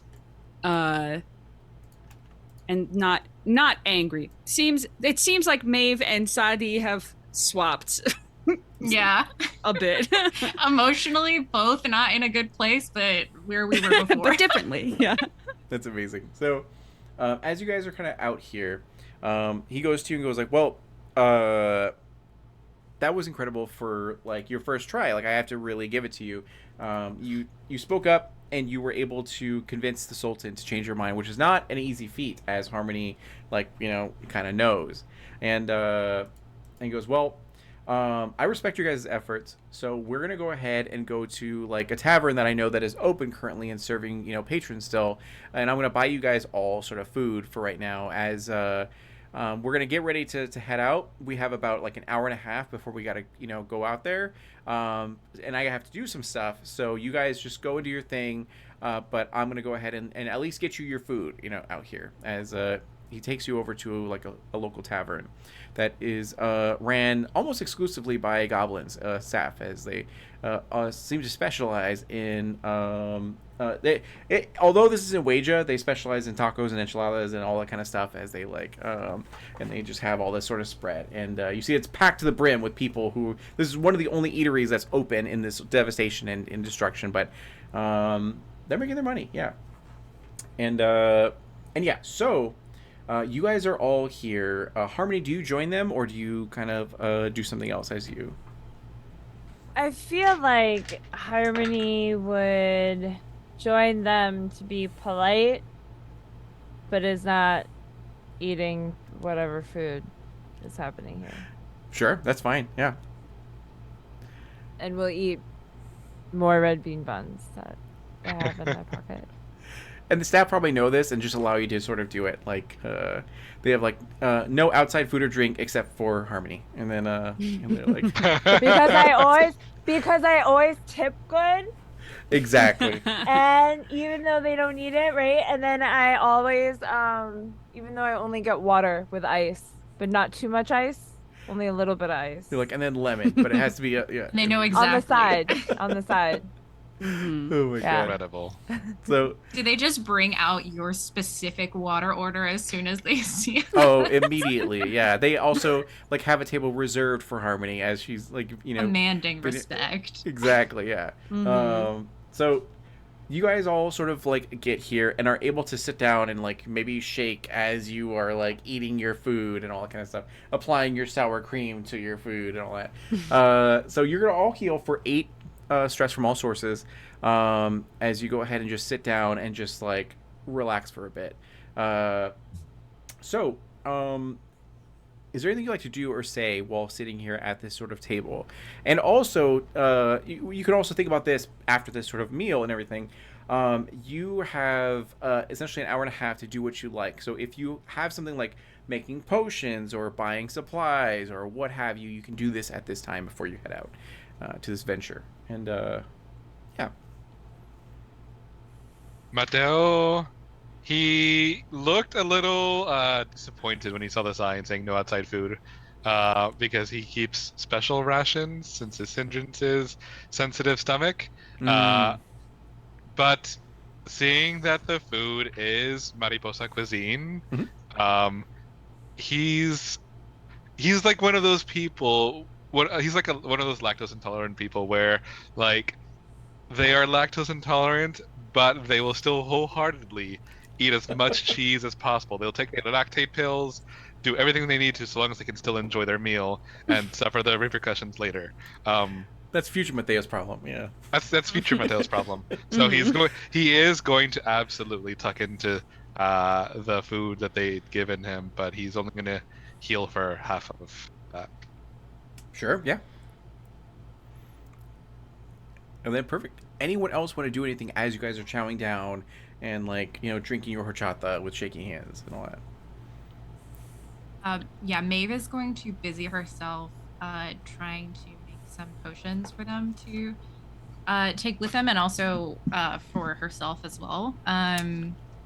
Although she's decently good, she's still just under half her physical damage, so definitely needed. So I'm gonna try to make, and you'll have to tell me how this works exactly. That's right. Yeah. Okay. I'm gonna try to make. So we have 22 materials from this session and last session, and a great value red juice costs 8 materials to make. So I think I can make and I also am high enough in alchemy that I can make name brand and great value. So I'd like to try to make one of each for the red juice. Perfect. To heal Okay. physical stresses. Yeah, sounds good. Okay, so go ahead. So the good thing is, and let me go ahead and check this out super fast. Alchemist. Go ahead and roll your D100, and then your intelligence, your craft, and then your alchemist. Oh, I didn't roll super well, but I do have a plus 20 because plus 22 because I have 12 in intellect, 2 in craft, and 8 in alchemist. Okay. So that's a 32, and if that's not a success, I'll use a vice to try to bump it up again, okay. since we just healed all our emotional stress. Okay. Let me. And I was looking in the book, and it doesn't say. It just says that like if you don't succeed, it uses the materials anyway. But there's not really like for the I know for the food there's some things listed, but there's not really things listed for I think like there's supposed what to happens be. if you critically succeed or fail, other than just like maybe you don't make it and you waste your materials. Oh, maybe not. Weird. Okay.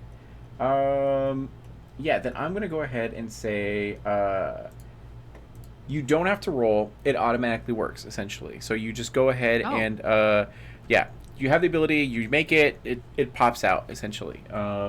So you have if you have the materials and you have the ability to do it, then you just go ahead and pump it out. Is there any benefit to the alchemist like bonus then? Like could we get something I think so speaking if we don't have to roll for it? Yeah, speaking of RP way, if you come across weird elixirs or weird poisons or anything like that, that's when you could use it for an investigation. Yeah. That's what we're gonna go with. I think I might have I think I had an idea to do something like the cooking one, but I think because I didn't add it, we're gonna go just had rules written and you get it, as it states it. So you're gonna go ahead and get that name brand if you like to create that, or just great value if you want to create that, whichever you want to do. Yeah. So do I have enough time to make both? Make 2? Absolutely. Yeah. We're gonna say you have the ability to make 3 potions if you like. Yeah.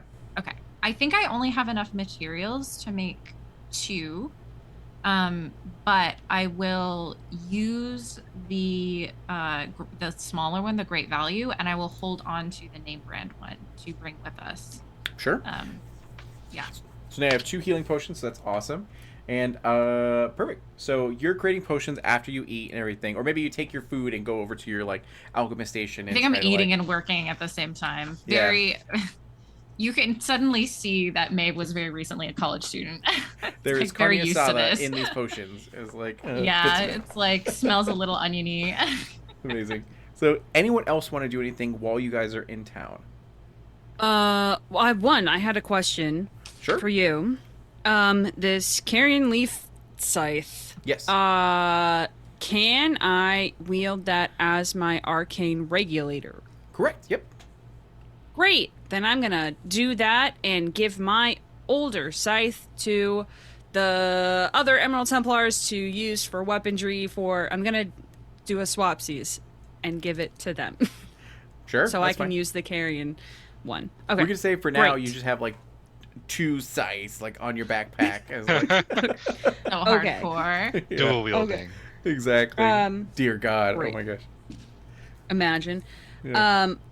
Okay, the second thing is I wanted to, while we're at the table kind of eating and Maeve is making potions and the like,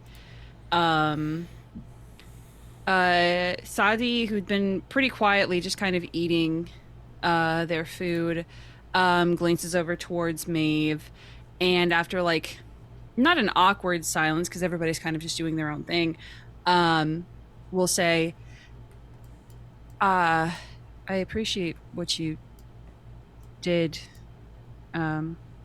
standing up to her like that. It's not easy to do. Oh, yeah. One hand has a taco, one hand has a bubbling elixir currently being concocted. Sort of puts the many things she's been holding down, to like look and give you her full attention. Yeah, I it was not easy to hold my tongue, but I'm sort of used to standing up to people like that, so I wasn't gonna let them stop us from helping. This is our home.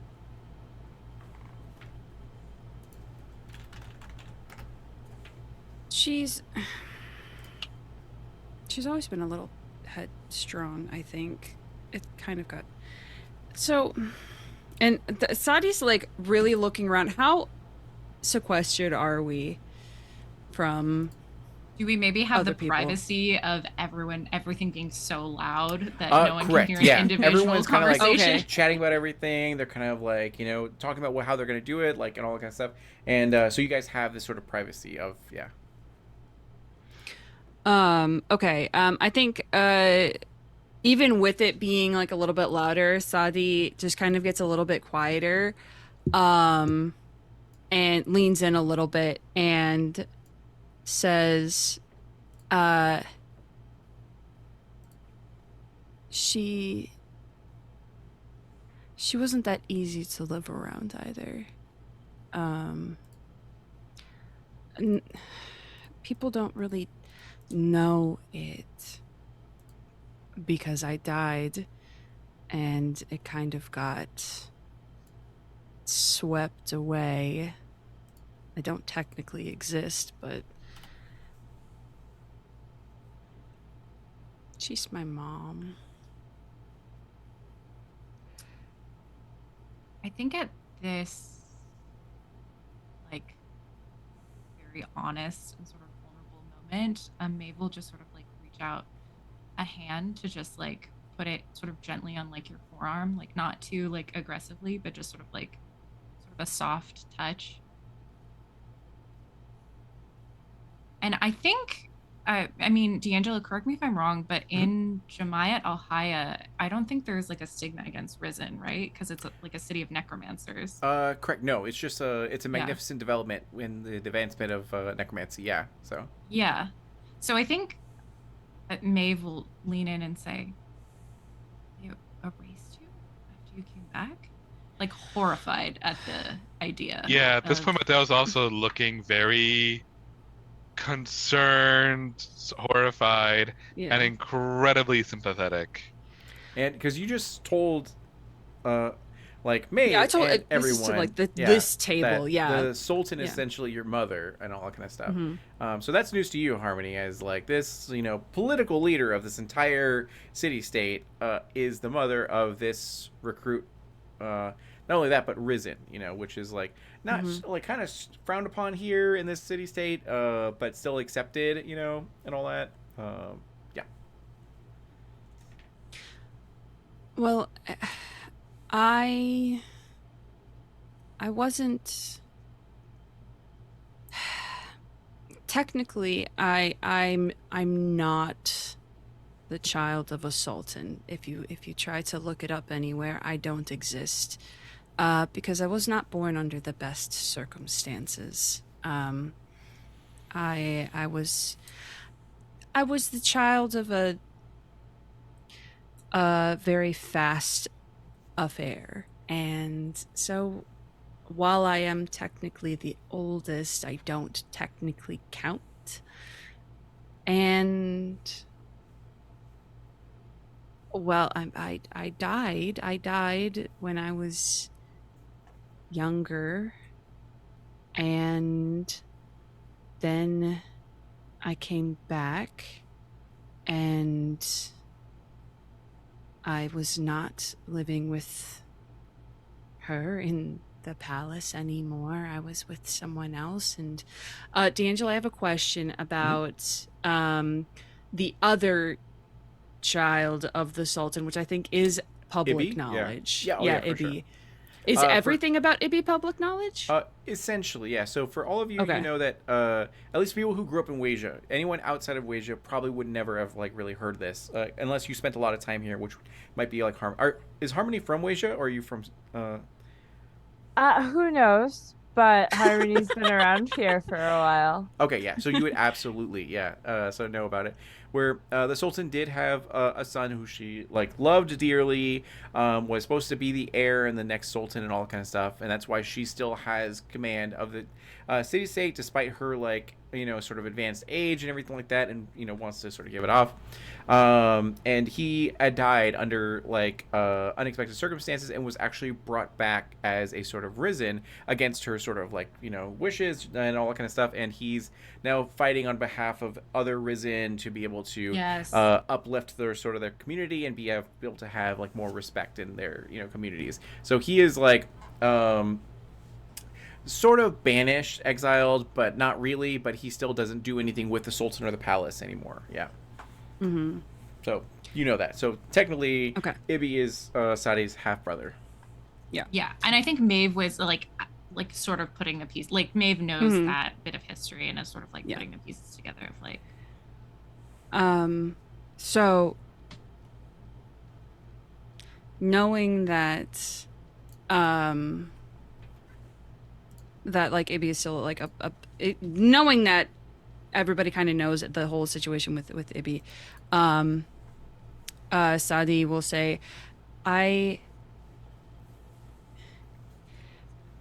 always had to grow up knowing that I was never wanted, and then to come back and see that not only did my mother not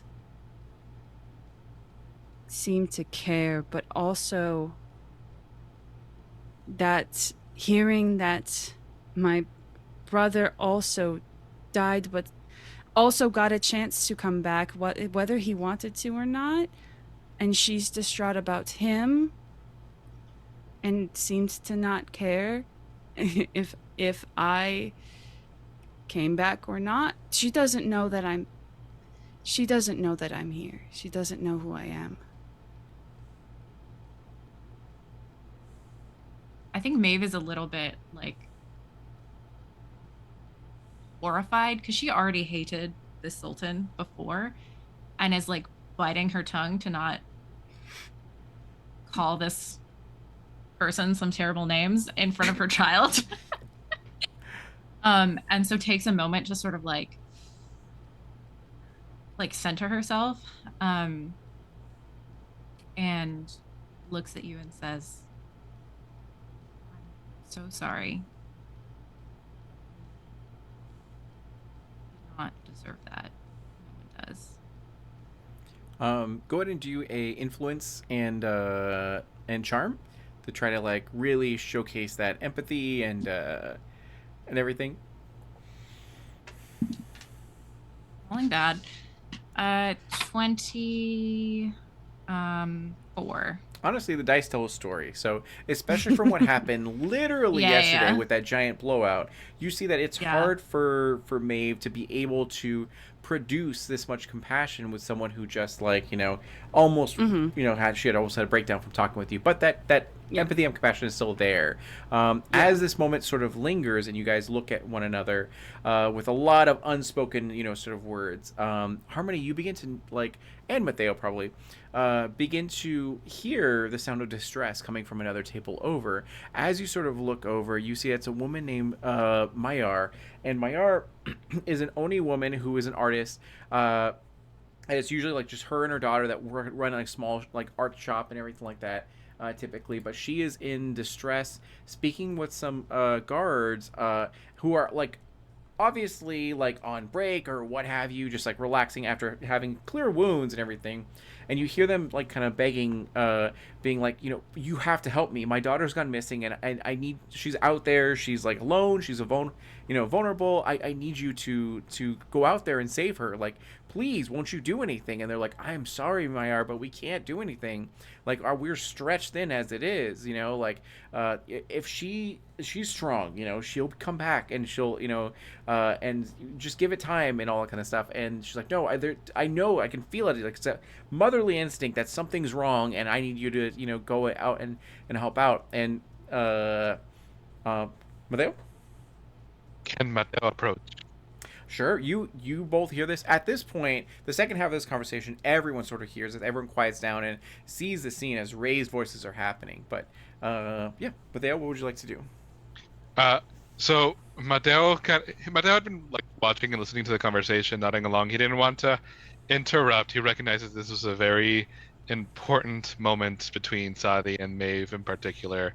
So he was just sort of there as a sort of physical form of support. And once it seemed like their conversation was sort of coming to a natural closing point, and as that conversation over there began and grew louder and louder, he sort of like looks over there, softly taps the table, and stands up, and I'm going to go see if I can help them real quick, and walks over there. Yeah. And then Maeve, sort of like shaken into like reality again, just sort of like awkwardly pulls her hand back and like turns to follow Mateo. So while everybody was talking and Sadi was telling everybody their story, Harmony was very intently listening and also paying attention to what everybody was eating and taking out, they have like a silk like handkerchief, like, and they take out two different colors, and they just start like packing like the things that Mateo is eating and the things that Maeve is eating and the things that Sadi is eating, and then like wrapping it up in knots and then like wrapping it up in another knot. And I think that like that's when they hear the sound, and then like you two follow. And Harmony's not gonna follow right away, but like Harmony's gonna like see how you handle it. But that's what they're doing. Are you at least facing the situation? Okay, perfect. Yeah, so you're I'm facing... watching. Yeah. So this woman, Mayar, who seems to be like a mother, and Oni and all that kind of stuff, of like deep blue skin, and like one singular horn, kind of looks to you and immediately recognizes your emblem of the Emerald Templars, and she just gasps as she goes over to you and goes, "Please, I need your help. Like, my daughter has gone missing. She went to another town to be able to sell some of our wares and get supplies, and she has not come back yet. It should be a very simple, small, like, she should have been back by now. She knows the route. She can take care of herself. So the fact that she's not back right now tells me that she is in danger. Please, I need your help. Can you go and like?" And as she's like looks at you, she looks over and sees Harmony and like addresses more so Harmony, because she knows Harmony. Essentially everyone knows Harmony in this place. They've all been fed by Harmony, and then she kind of like pleads. She even throws herself on the floor on her hands and knees and begs with tears in her eyes and everything like that, as the guards look like crestfallen, as they're like, we can't do anything, and just like, what would you like to say or do? Mateo's going to go and sort of like kneel down and try to help her back up, and he's going to be like, "Please, there's no need to do that," and try to like gently help her back up to her feet and like off of the ground. And he looks back to the rest. So you're able to do it, no problem. Yeah. He looks back. He looks back to the rest of the party. How long do they approximately have before they were supposed to go out? And you have about like 30 minutes left. At this point. So he's gonna look back to the rest of the party. I know we're supposed to be somewhere else, but I really don't want to leave this unchecked. Maeve is going to look at this woman who reminds her of her own mother right now, and she doesn't know right now if her mother's alive or not. So I think she's like going to just go up to her and say, where did your daughter go? Can you show us on our map? And I sort of look over to Mateo. Maybe we can do both. He nods. He's in complete agreement. Sure. So you pull out your map and like kind of display it as she like takes your offer of getting up as she's like wiping her tears and trying to compose herself and everything, and then kind of looks at the map and she goes yeah, and so here's where we are, and you see like the marking of Nazria. She goes, they were heading over to this small town like only like maybe 5 miles 6 miles away from here, taking this specific route and all that. Now you know where the route The you were trade supposed to route we're protect. going Yeah, to. exactly. Yeah. And it's essentially on that same path. Like it's the same exact area that you're supposed to patrol and everything like that. So it's gonna be like within that vicinity, assuming that she's still there or anything. But yeah. So that makes things a lot easier. It's almost like someone wrote it that way. Right. And then Oh. you guys could have been like, well, that's awkward, as you just kept eating your Oh, food, well, and then, like- bye. yeah, exactly. Yeah. And then Harmony, would you like to say anything? And she like addresses you essentially as she like, just begs you like, please, Harmony, I will give you free art for the rest of like my lifetime. Harmony would never take free arts. I will dry no, all the smut you want. Like, please, just like. Let's go. all the Boila fan fiction. Oh my Exactly, God. yeah. She knows exactly what Harmony's into. Like, done. We're Missions. leaving immediately. Yeah, it's like, Right. I think Harmony would like go to say something, and then Mateo kind of handles it really well. So Harmony doesn't feel the need to say anything, but then like puts out a red bean bun and Sure, like sure, yeah. lets them take that. And then like looks to everybody else and it's like, I mean, what do you think we should do? It's on our way. I think we can definitely make it. I think we should do everything we can to help. I imagine that like at this time, Maeve is in like a fantasy-esque hazmat suit as you're like brewing potions, and you're like, it's on our way, so we may as well. Yeah. Like, Making potions. And then, yeah. So, and also, Harmony, you are the ranking sort of officer in this group, so you have authority, essentially. If you wanted to flex that, otherwise you can let them be and all that. Yeah, I think Harmony is more like a watch and see what they do, and then if it goes bad, then Harmony will step in, or like if it's gonna go bad, but let them make their mistakes. Only way to learn, yeah. So perfect. And then with this, you have the location, you have the understanding that her daughter Besma is about 6'4", and she's of yellow skin, bright yellow skin, with also single horn, just like her mother. And yeah, and Mayar says like, I will give you guys like, we don't have much money as a family, but like we do have a family heirloom that like I can pay you with. It's got to be worth something, and for your trouble and your time, because I know that you're probably asked and pulled in bunch of different directions, but I swear to you, I will do right by you if you do this for me, as she says with like her mouth full of red bean as she's like weeping, and she's like, God, it's so good, as yeah. Okay, does everybody taller than Mateo? Like, I made this I'm character not. 6'3", thinking like he's gonna be so tall. He's 6'3", yeah, and everybody so Sadia far is is like like so 7 petite. feet, 6 Actually. foot Yeah, nine. comparatively, Actually- yeah. Sadi's like 5. Well, what did I say? Like 5'2". 5'3", yeah. Well, yeah, I'm tiny. And then So how tall Harmony is and Harmony? Sadia are Yeah. super tiny too. Oh, yeah, yeah. Harmony's probably like 5'2". 5'2". Yeah. Okay, yeah. Yes. You're like, boink. That's fine. So we then. got Sadi, two Mateo, smalls and two Harmony can be larges. the shorties. Yeah. That's amazing. All of the doorways, the everything is essentially Centaur accessible, so they're pretty wide and large, so they're all accommodating to everyone. So you have these last 30 minutes to do whatever you'd like to in like the town essentially. Is there anything else that you'd like to do, or simply just go ahead and head out to your mission to patrol this trade route? Mateo's gonna look to the other members of the party, I think you all are more familiar with this place than I am. Do you know if there is a temple to Amun-Ra here? I would We definitely know if that, there was or yeah. not. Yeah. I There, thought he would know best. yeah, there absolutely is. There are temples dedicated to most of the Okay. gods, mainly the good That's ones, cool. essentially. None of the gnarly forbidden Scary ones and ones. all kind of Those stuff. are Yeah, underground. yeah, those are the underground. cults that you'll have to deal with in Mhm. episode 4. And then Spoiler just alert. kidding. Good, Just good, kidding, just good.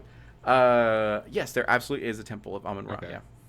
Yeah, I would nod and tell you exactly where. I could show you if you wanted. That would be wonderful. Thank you.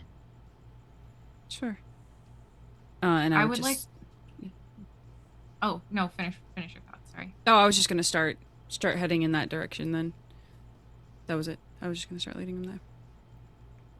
I think Maeve is going to try to track down one of the ravens, Mhm. to see if she can send a message, home, to see if she can like try to make contact with her family there. Sure. At least send word to them. So I will tell you that in Emerald Templars, it is canon that there's a premium mail service that's operated by magical corgis that teleport with butt wheels. So if you want to Which I love. pay for that premium service to be able to for sure send something out, you can. Is it? Didn't they say that communications were down though? Like the magic was not working or something? That's true. They did. So you can investigate to see if I'll try if yeah. it's available. Yeah, I'll try for the corgis. And Absolutely, see. sure. Do it for the Always try for corgi. the Yeah, do it for corgis, the yeah. corgis, yeah. And then, Gotta. yeah. And I'm just gonna tell you right now, I wrote this, and no group has used it yet, but because it's not a campaign or a one shot thing, you know. So Yeah. I will let it automatically succeed because I want them to like. Oh, I would They I am gotta going to exist. Yeah, they gotta create exist. And then 100 reasons for Mateo to have to send mail every episode. Every I was episode. literally thinking like in between episodes, I was like, oh, I need to make sure that Maeve sends word home because she's like terrified that her family's not okay. Sure. Because she's from a Mhm. city made of bone that is not earthquake proof. So she's been terrified this whole time and is Oh. just gonna try to book it to send word to her family. Like now that their obligations are done, they're healed, they know where they're going. Now she feels like the first thing she wants to do is send word to her family. Perfect. And then Harmony, what is it that you would like to do in this time? Would you like to follow one of the groups or do your own thing? And I'm gonna throw something on you after you answer. Yeah. I feel like Harmony would be off preparing. Sure. Because they can handle. And just start like prepping ingredients and kind of just making sure that we have what we need and we're prepared for any emergencies, kind of idea. Perfect. You have like a vest full of like spices, and then like Yes. ready to go. Yeah. So, one thing I will say to you is that you are a green witch, and with your order of like witches and how witches work is essentially that like someone in your family might have been a witch and that has passed down on you as an obligation to like learn their ways, or you simply were an orphan of the world and you were found by the witches and brought in to be able to be taught their ways and taken care of and all that kind of stuff. But nevertheless, you are a witch that protects life essentially within this like mortal sort of realm. So when you are surrounded by an overgrowth of this vegetation, it is a odd feeling because you know that the desert is supposed to remain the desert. It's not better for having plants. It's supposed to remain as that natural sort of like area. But as you examine some of these plants and everything like that, you get this like nauseousness in the pit of your stomach that something is terribly wrong with this sort of like these plants and all that kind of stuff. If you want to investigate further, you can go ahead and do an intelligence and notice sort of check with the plus 10% because you're a green witch, or you can like leave it be and be like whatever. I think that yeah, I'll do a notice check. Sure. So you're gonna roll your d10 and then Okay. And you said I have a plus 10 because I'm a green witch, right? correct. Yep. Ha. Yeah, 7. 7? Okay, so 7D. And then that's going to then be 80 because of your actual 10% bonus. And then it's going to be, so it's essentially going to be a crit, you know, because I had in my mind 50% for this difficulty. So as you go ahead and you examine this, you know, these sort of plants, as you see, they're in a sort of color that is so distinct and so different from what they should be, you know, like orange and blues and, like, you know, purples and all this sort of weird sort of color and everything. You recognize that deep within this magic, you can also feel at the root of it like like touches of green witches, you know, sort of thing, where you feel that like witches from your same order have performed this sort of magic. Now, obviously, you don't know who did it or whatever, but you know that they are a fellow witch of your sort of order. And somewhere out there at this epicenter must be these, you know, people or person or people who have done something terrible with your knowledge and your ancient magic and all that kind of stuff. Yeah. So that's what you kind of recognize with your research as you're getting all your stuff together, and then maybe just, you know, half-heartedly like just touch a plant to examine it further, and then that epiphany reaches you. So, and we're gonna say that's gonna give you 10 anxiety for that, as that like yeah, and meanwhile, so we're gonna go over to Mateo really quick. As you head over to the Temple of Amun-Ra, it has been damaged, but not completely, as there are other, you know, paladins, mainly of you know, the Order of the Scorpion, but also you do see an Order of the Butterfly sort of paladin as well. That's sort of here, as well as priests. The and, butterfly official greeting. Just need like a. We didn't even plan that. That's amazing. We Wow. didn't. That's so good. So That's so cute. so they do embrace you, you know, as they recognize that you are Order of the Butterfly, and then welcome you with open arms. And it's good to see another, you know, one of our members, you know, out here. I hope that you're faring well, as they go, please, you know, come in, as like they welcome Sadi as well. And yeah. So he gives them the customary greeting. He holds like very quick small talk with them, like, "Oh, things are fine. Thank you for asking. I hope you are doing well. Is there anything I can help you with?" Despite already sort of committing to like 2 other things right now, he's like obligated to ask, "Is there anything I can help you with?" Yeah, I'm actually moving apartments right now. If you could help me with that, I'd appreciate it. You know, I'm just kidding. Do you have a truck? Mateo's 5 hours late. Yeah, I know. Yeah, it's like, yeah, sure, I could do that. Like, just overcommitting. He absolutely is the type to overcommit. Definitely. Is that a vice? It's a new vice. It should be. Yeah, there you go. It is now. I didn't have gluttony, so I, you know, or I forgot which one I did have, but it's gluttony. You don't know. Yeah, gluttony. Yeah. Anyway, sorry. So you. What was But that he you is did? gonna enter the temple, and he is going to give Sadi a nod. Thank you for leaving me here. I just need to leave a prayer to Amun-Ra before we head out. I'll just wait, and I'll just wait outside. Actually, He does interrupt them before they leave. Mhm. Are you okay though? He makes sure to check in on her first, or check in on them first. I think there's a pretty kind of a shocked look on their face, like they were not expecting this, and are not used to people asking if they're okay. So it takes them a minute to respond. I don't know if I'm okay. That is understandable, considering the situation. But it does feel... It feels good that you care. And So thank you. he gives them a soft smile and nods. Would you like a hug?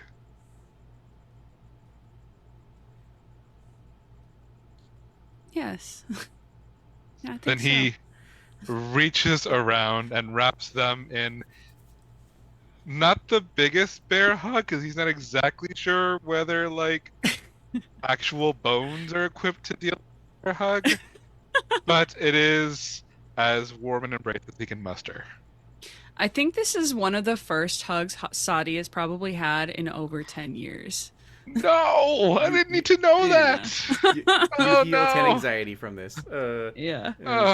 Rip my heart. You feel embraced by your companion, and perfect. Yeah, Wow. but pulling away, there's definitely like a buildup of like emotion on their face that they didn't realize that they would have, and it's just all of a sudden here, and they don't know what to do with it. But they do look happy, if albeit a bit verklempt. Perfect. So after that, he just goes, "I won't be very long." And I'll go he sit on the goes, steps or outside somewhere. Eat your he red bean. goes to Yes, yeah, eat my feelings with this this. It's that scene in Spirited Away where Chihiro is eating that big rice cake And then just starts big crying. tears. Yes, Like that's kind of. I big think that's how it Miyazaki is. tears. Yeah. Starting eating this. We're all having our red bean emotional breakdown. I know, yeah. Like, what's in emotional these? regulation. What is this? Okay, perfect. And then Mateo, you are in your temple of your god. You feel his presence all around you, as this is a place. Now, despite the vegetation that is unwelcome here, you see that there are a ton of plants here, and nature is just welcome. As it's kind of an oasis in this desert.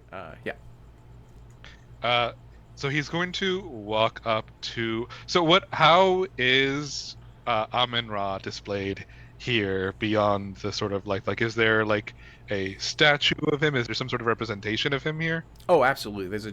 There's a very large statue that is like showcased with like, think of a Disney princess, but it's just like a buff god with like Disney princess Amun-Ra. antler. Got it. Yeah. I love it. Okay. So he's going to walk up to a respectful distance from this statue of Disney princess Amun-Ra, and he is going to kneel before it and sort of put his shield down, and he is going to sort of like grab his cloak. His cloak does have that sort of like leaf-like iridescent symbol of the Order of the Butterfly on it, and he's going to sort of like wrap it around himself as much as he can to like sort of enhance his connection as much as he can. Sure. Because that is how he sort of just envelops himself in his deity.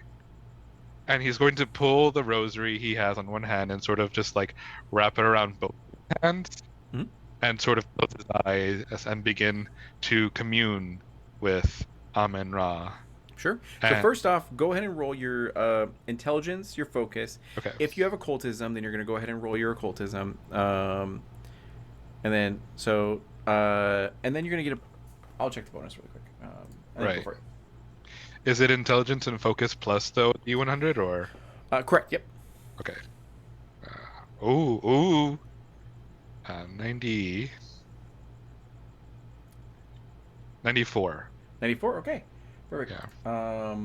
For shits and giggles, we're just gonna go ahead and do you want to roll or do you want me to roll? Actually, no. You know what? Because you have true faith, that is a direct line connection to Amun-Ra that you have here. As you feel yourself like separate from your body, as your spirit begins to enter this sort of like astral plane and connect on a higher level with your sort of deity, and if there's any sort of words that you say to him, he will hear it, as this god of many priests and paladins does listen to all prayers, but yours is a little bit louder than the rest right now. So what is it that you would like to say? Yeah, I probably should have asked you to roll after, so that way. Anyways, I'm going. Why is he a little bit louder? That's not his question. That's my question. Yeah.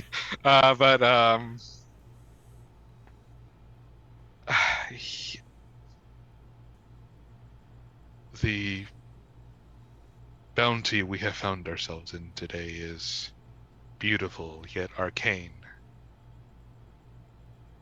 Is this your doing? And if not, what would you like me to do? As wonderful as it is for me to see all this green around here, I recognize that this disrupts the natural balance of this region and would adversely affect anything that would live here. How would you like me, your shield, to act in place? Sure. So you ask that to it, and as you're speaking these words, you feel your voice like sort of echo and like sort of double speech and all that kind of stuff. And as you kind of speak, you see the world around you, this darkness, as you've like gone to this sort of astral sort of plane, is beginning to get filled with this like meadow of just a sea of flowers and like animals and spirits and all that kind of stuff that's all around. And then in this sort of distance, that kind of like reaches from this like trees and all that kind of stuff is Amon Ra, sort of himself. Which there have been small glimpses in your past of your life that you've seen him as you made a connection so deep and so true and so real that he's appeared to you, and as he appears to you now, as he like looks upon you, and he goes, Mateo, my son, you've come to me in a time when there's much chaos within around you and everything. Um, I know not what's happening in this sort of place, but I see that you are true of faith and you are here to be my sword and be my sort of shield. So I will offer you one blessing. What is it that you most desire, and I will see it come to fruition. Now, game wise, I will tell you. If you ask for assistance in the form of a material object, you could get a magical weapon or whatever and all that kind of stuff. If you ask for information, you can ask one question, and I cannot lie or or anything like that. So whatever it is that you would like to do with this one, like true faith, sort of like to your god, yeah. Oh man. No On pressure. one, Yeah, No no pre- no pressure, no pressure. pressure. Yeah, super chill, totally fine so- time. Don't ask a stupid question, otherwise you're dead. Just As, communing directly with your god. No big no deal. big deal. Yeah, no biggie. On one hand, And if you He want, would- I can buy you time. That way we can go over to Maeve really quick. While Yeah, you're like, yeah. your eyes are rolling the back of your head and you're like seizing this. Also, if you want to like I know earlier we sort of like talked over what Maria wanted to decide in combat. So I'm totally, if the whole table is comfortable with it, I'm also comfortable with like player to player if you want help like deciding or if you just need time. sure. Yeah. So Mateo's of two minds right now. Mhm. On one hand, he might ask for something that would help him protect the others. Because at the moment he is, a little insight into his mind, at the moment he is carrying some guilt for letting Sadi get so hurt as they did earlier, and everyone else, of course, get hurt as they did earlier, because he's a martyr. He doesn't want anyone else to feel pain. He wants to take all the pain for himself. On the other hand, he really wants to know what the hell is going on. What is this? So information, object. Mm. I feel like those are both really beautiful options. You could even leave it up to a roll if you wanted. I think they're both really great questions, both story-wise and character-wise. So Yeah, I think they would have they both- different impacts. I think. They both make Right. sense for Mateo though right now. Yeah. It could be like one of those things of petitioning one of two things to your god, and then the dice being whatever your god chooses to give you. Actually, I know what it's going to be. Perfect. Yeah, Sometimes I know you what- just I know need what it's someone gonna to be. tell you, and Yeah. then you're like, Because, no, like- that's wrong. Yeah. We have a lot of intellectually driven people here, Mm. and so I don't want to take the like figuring out part away from that. Hmm. Mm. So I'm going to lay into Mateo being more of a physical person, and I'm going to go with the object. Mm. Ooh. Yeah. Tasty. Yeah. Good. I like. So- Alright. As Mateo communes with Amen-Ra, he is not. The words that come from him are the sort of instinctual thoughts that come from who he is as a person. He doesn't think on this. He doesn't consider this. It's just immediately sort of like blurted out by his emotions, his instinctual desire to protect others. And I think that sort of just translates into he wants anything that would help him keep others safe. Sure. So you say that to him is like, I need something. I need your help to be able to protect, life, as it is my creed to do so, and he understands as he gives a nod, as he goes to like one of his antlers and he like shatters it essentially. And as he goes to like hand it down to you, in the transition from him taking it from his head over to you, it forms into what appears to be like this hammer that's like quite, sort of large. It can be wielded with one hand, but you can do it with two if you'd like to. So it is the Bramble Thorn Hammer. This imposing hammer is adorned with thorny protrusions made from the hardened wood of a briar bush. In this case, Amon-Ra. It strikes and generates shockwaves that can shatter barriers and leave enemies disoriented and vulnerable with follow-up attacks. 1d10 damage is what it does essentially as he hands it to you, and he then just gives you with his giantness. It's essentially 12 feet tall and all that kind of stuff. He does lean over and caress your cheek just a little bit, and he goes, "Go forth, my son." Oh my god. Yeah, and he's like, "Go forth, my son, and do my will, and I know that I will always be with you and watch over you." And with that, it just kind of fades away as you return to the sort of church, and you wake up and you see that the hammer is in your hand, as everyone in the church is like, "What the fuck?" They all look to Amon-Ra their god was deeply. literally here. Yeah, exactly. Yeah. Oh my god. And, Did he actually just show up? Oh my god. in your consciousness he did. Okay. Yeah, but then it materialized within your presence, sort of thing. And all these priests and all these paladins are like, holy shit, he just got visited. So he must be the main character of this anime, as they all kind of, Oh my gosh, yeah, we're all We've on been Mateo's isekai'd journey. into this. Yeah. and The Order of the Butterfly views him as just, the second coming of Amon-Ra. There he is. there you go. Yeah. There he Yeah. is.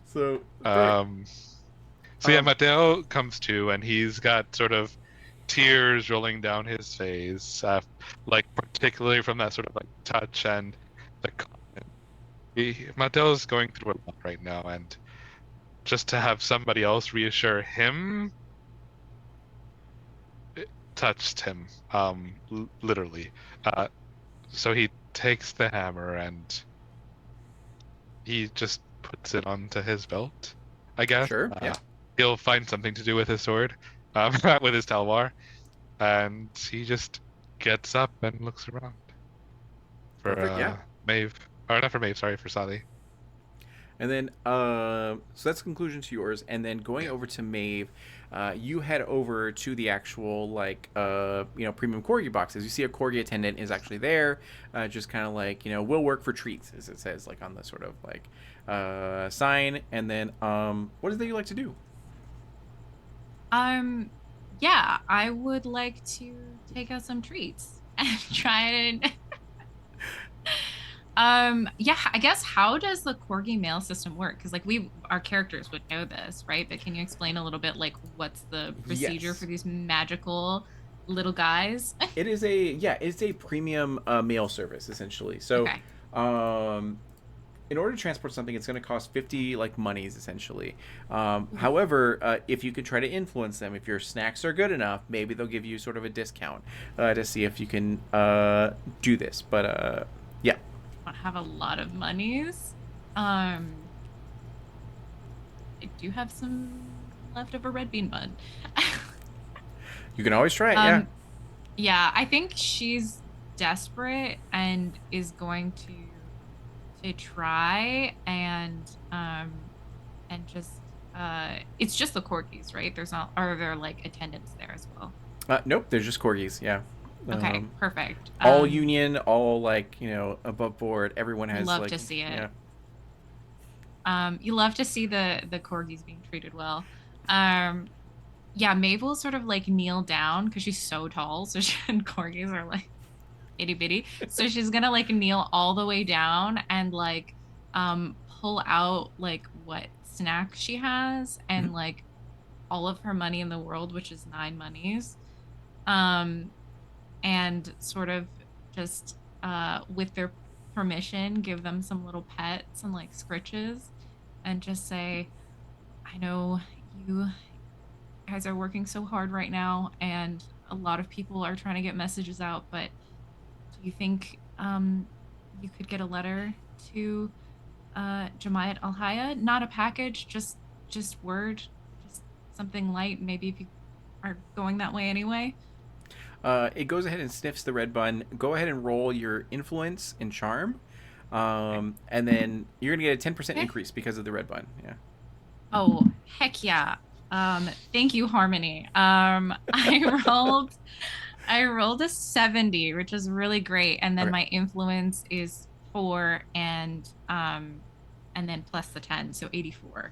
Okay, good. So with 84, this difficulty was 60, so you are able to succeed in it. So they go ahead and look to you, sniff the red bun, and then look at the money, and then go ahead and eat the red bun, and then paw the money and all that kind of stuff, and then end up like taking a little like hat and all that kind of stuff, and then like heading out from its little booth to you, and then waits for your letter to be able to be given, sort of thing. And it's a kind of a telepathic connection sort of thing, so it knows exactly who they're looking for, what they look like, where they live, and all kind of stuff. That way they can make sure to get it to them. And you see on its backpack, it has tons of stuff, like a lot of orders, it has to do today, but it's willing to take your message as well. So what is it that you like to say or write to this person? And who is this person, if you'd like to reveal it or keep it close to, yeah. I'll reveal. I think she's going to write to her mother, um, and just to let her know, um, that she's safe, that she made it to her post, in uh, what city are we in? Nazara? Yep. Yeah, then made it to her post in Nazra and lets her know exactly where she's going to be patrolling and what she's going to be doing. And asks, like, first and foremost, like, are you okay? Like, did the shop make it? Did our home make it? Like, like it like is everyone alive? Are you okay? Like, is there anything I can do? Anything I can send you? Like, I'm not making much money right now as a Templar, but took all my money to send the word to you, but I just needed to know that you were safe. As soon as we get more, I'll send whatever help I can. But just like asking, basically, I'm alive. Are you alive? Love you. Like is the Sure. gist. Yeah. So Um, you quickly scrawl this onto like a letter yeah, and it's all that kind of very stuff. rushed. Yeah, and then you're able to seal it and then hand it over to them, and they like they bark before they take it, and then in one of your hands you see like a dog bone with runes sort of in it that Mhm. showcases like your order is in progress, and as they like take the letter and then wiggle their butt and then are gone, like it just as they're like it's out there, and you have the dog bone on you. When it does something, you'll know when it's been delivered and all that kind of stuff, and yeah. So with that, you guys all wrap up what you're sort of doing and then end up heading back over to the main sort of like town square sort of courtyard as Volok is there, and he goes, all right guys, it's time to head out. Like, I hope you guys have done what you needed to do, because we're going to go ahead and do what we can to make sure this trade route is secure. And I want to make sure that you guys are taken care of, because I have to go and do my own thing for a bit while we're out there to investigate on my own, to see what's happening on the behalf of the Emerald Templars. I know that Harmony is going to take care of you and keep you in good sort of health, but just in case, I wanted to make sure that you guys have this, just to further ensure that.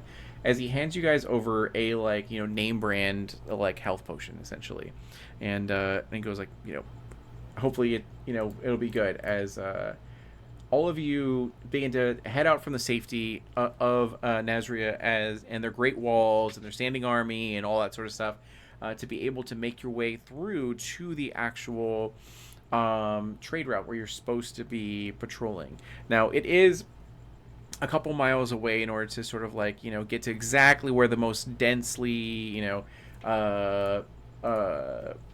contested sort of part is and all that, but eventually you do end up making it there.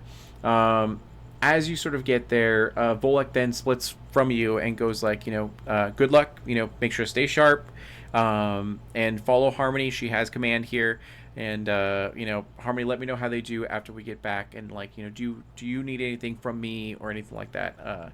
As I guess from Harmony and then to the group, yeah. Don't let it burn down while I'm gone. Like, you got it. And again, he's a centaur, so he's like all big and tall and towering, and then he looks down to you and like, got it. So perfect. And then he goes, all right, stay safe, as he immediately heads off into his own direction to figure out what's sort of going on. As you guys are here, it's probably about like maybe 10 minutes that you may be patrolling, walking back and forth just to make sure everything's okay. When suddenly you see that there's rustling from the sort of trees and everything like that, and out pop these sort of three. Actually, let me go ahead and show you super fast. You see on this sort of road, there is, or are rather, three like wolves that essentially are made from like wood and like spiritual sort of like nature energy that kind of come out and definitely look malicious as they like pour out of here and just roar in a very unnatural way as they look to you, and you realize these are some of the creatures that are like what you're here to deal with essentially. And you scramble essentially for your weapons as you're like, oh shit, we found some people, to deal with. And that's where we're going to end the session for tonight, as you guys are ready to sort of deal with this sort of thing and see how you guys like, essentially do under without Volek. But now you have Harmony and her like, mass production of red beans and their mystical healing nature and all that. So yeah, I want some mystical red beans right now. I know, same here. Like I'm just like really hungry now. Literally. Oh my god. Oh my gosh. So that was wonderful. What we're gonna do now is have you guys all tell us, who you are, where you can be found, and what you're up to next. And we're gonna go ahead and start with our final cast member, who like we're so glad to have. Yeah, Jen. Hi, Jen/Youngles on the internet. I use they, she pronouns.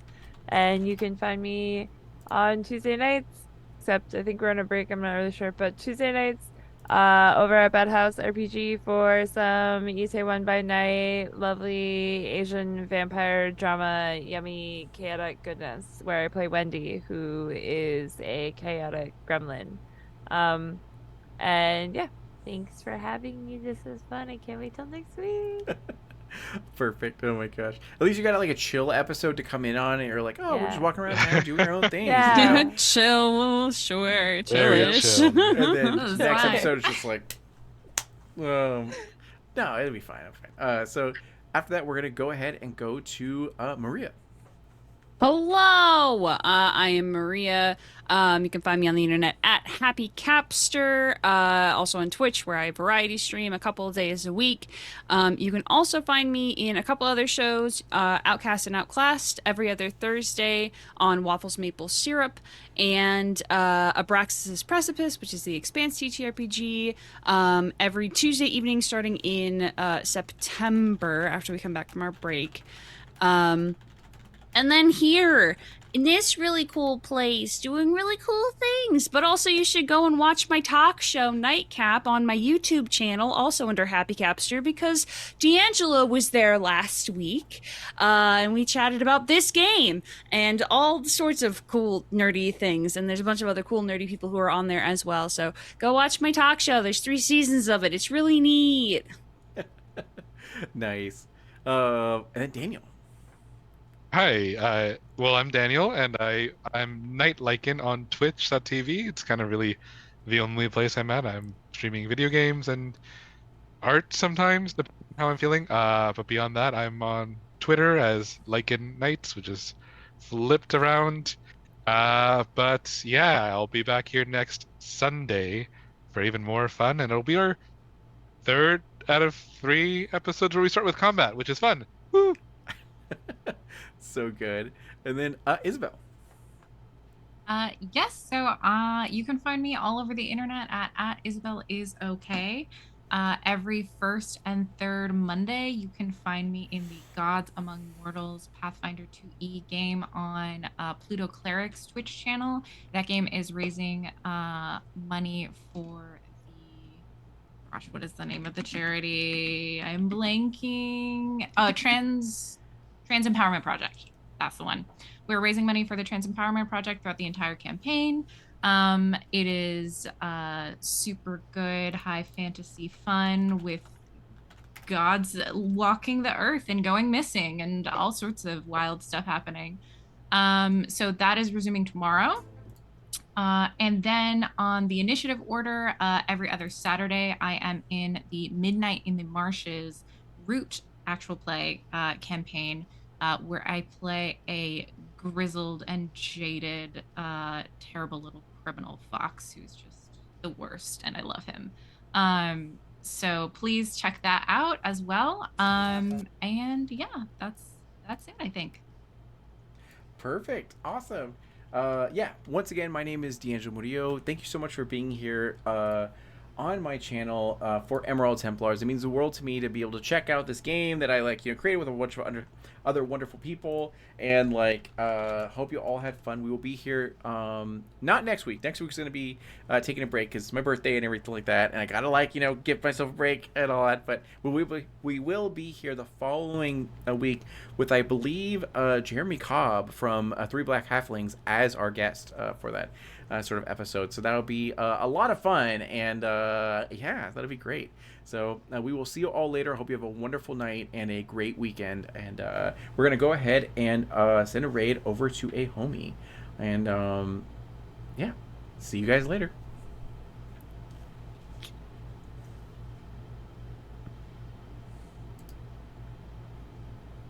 And then, perfect. The raid has gone through. And awesome. We are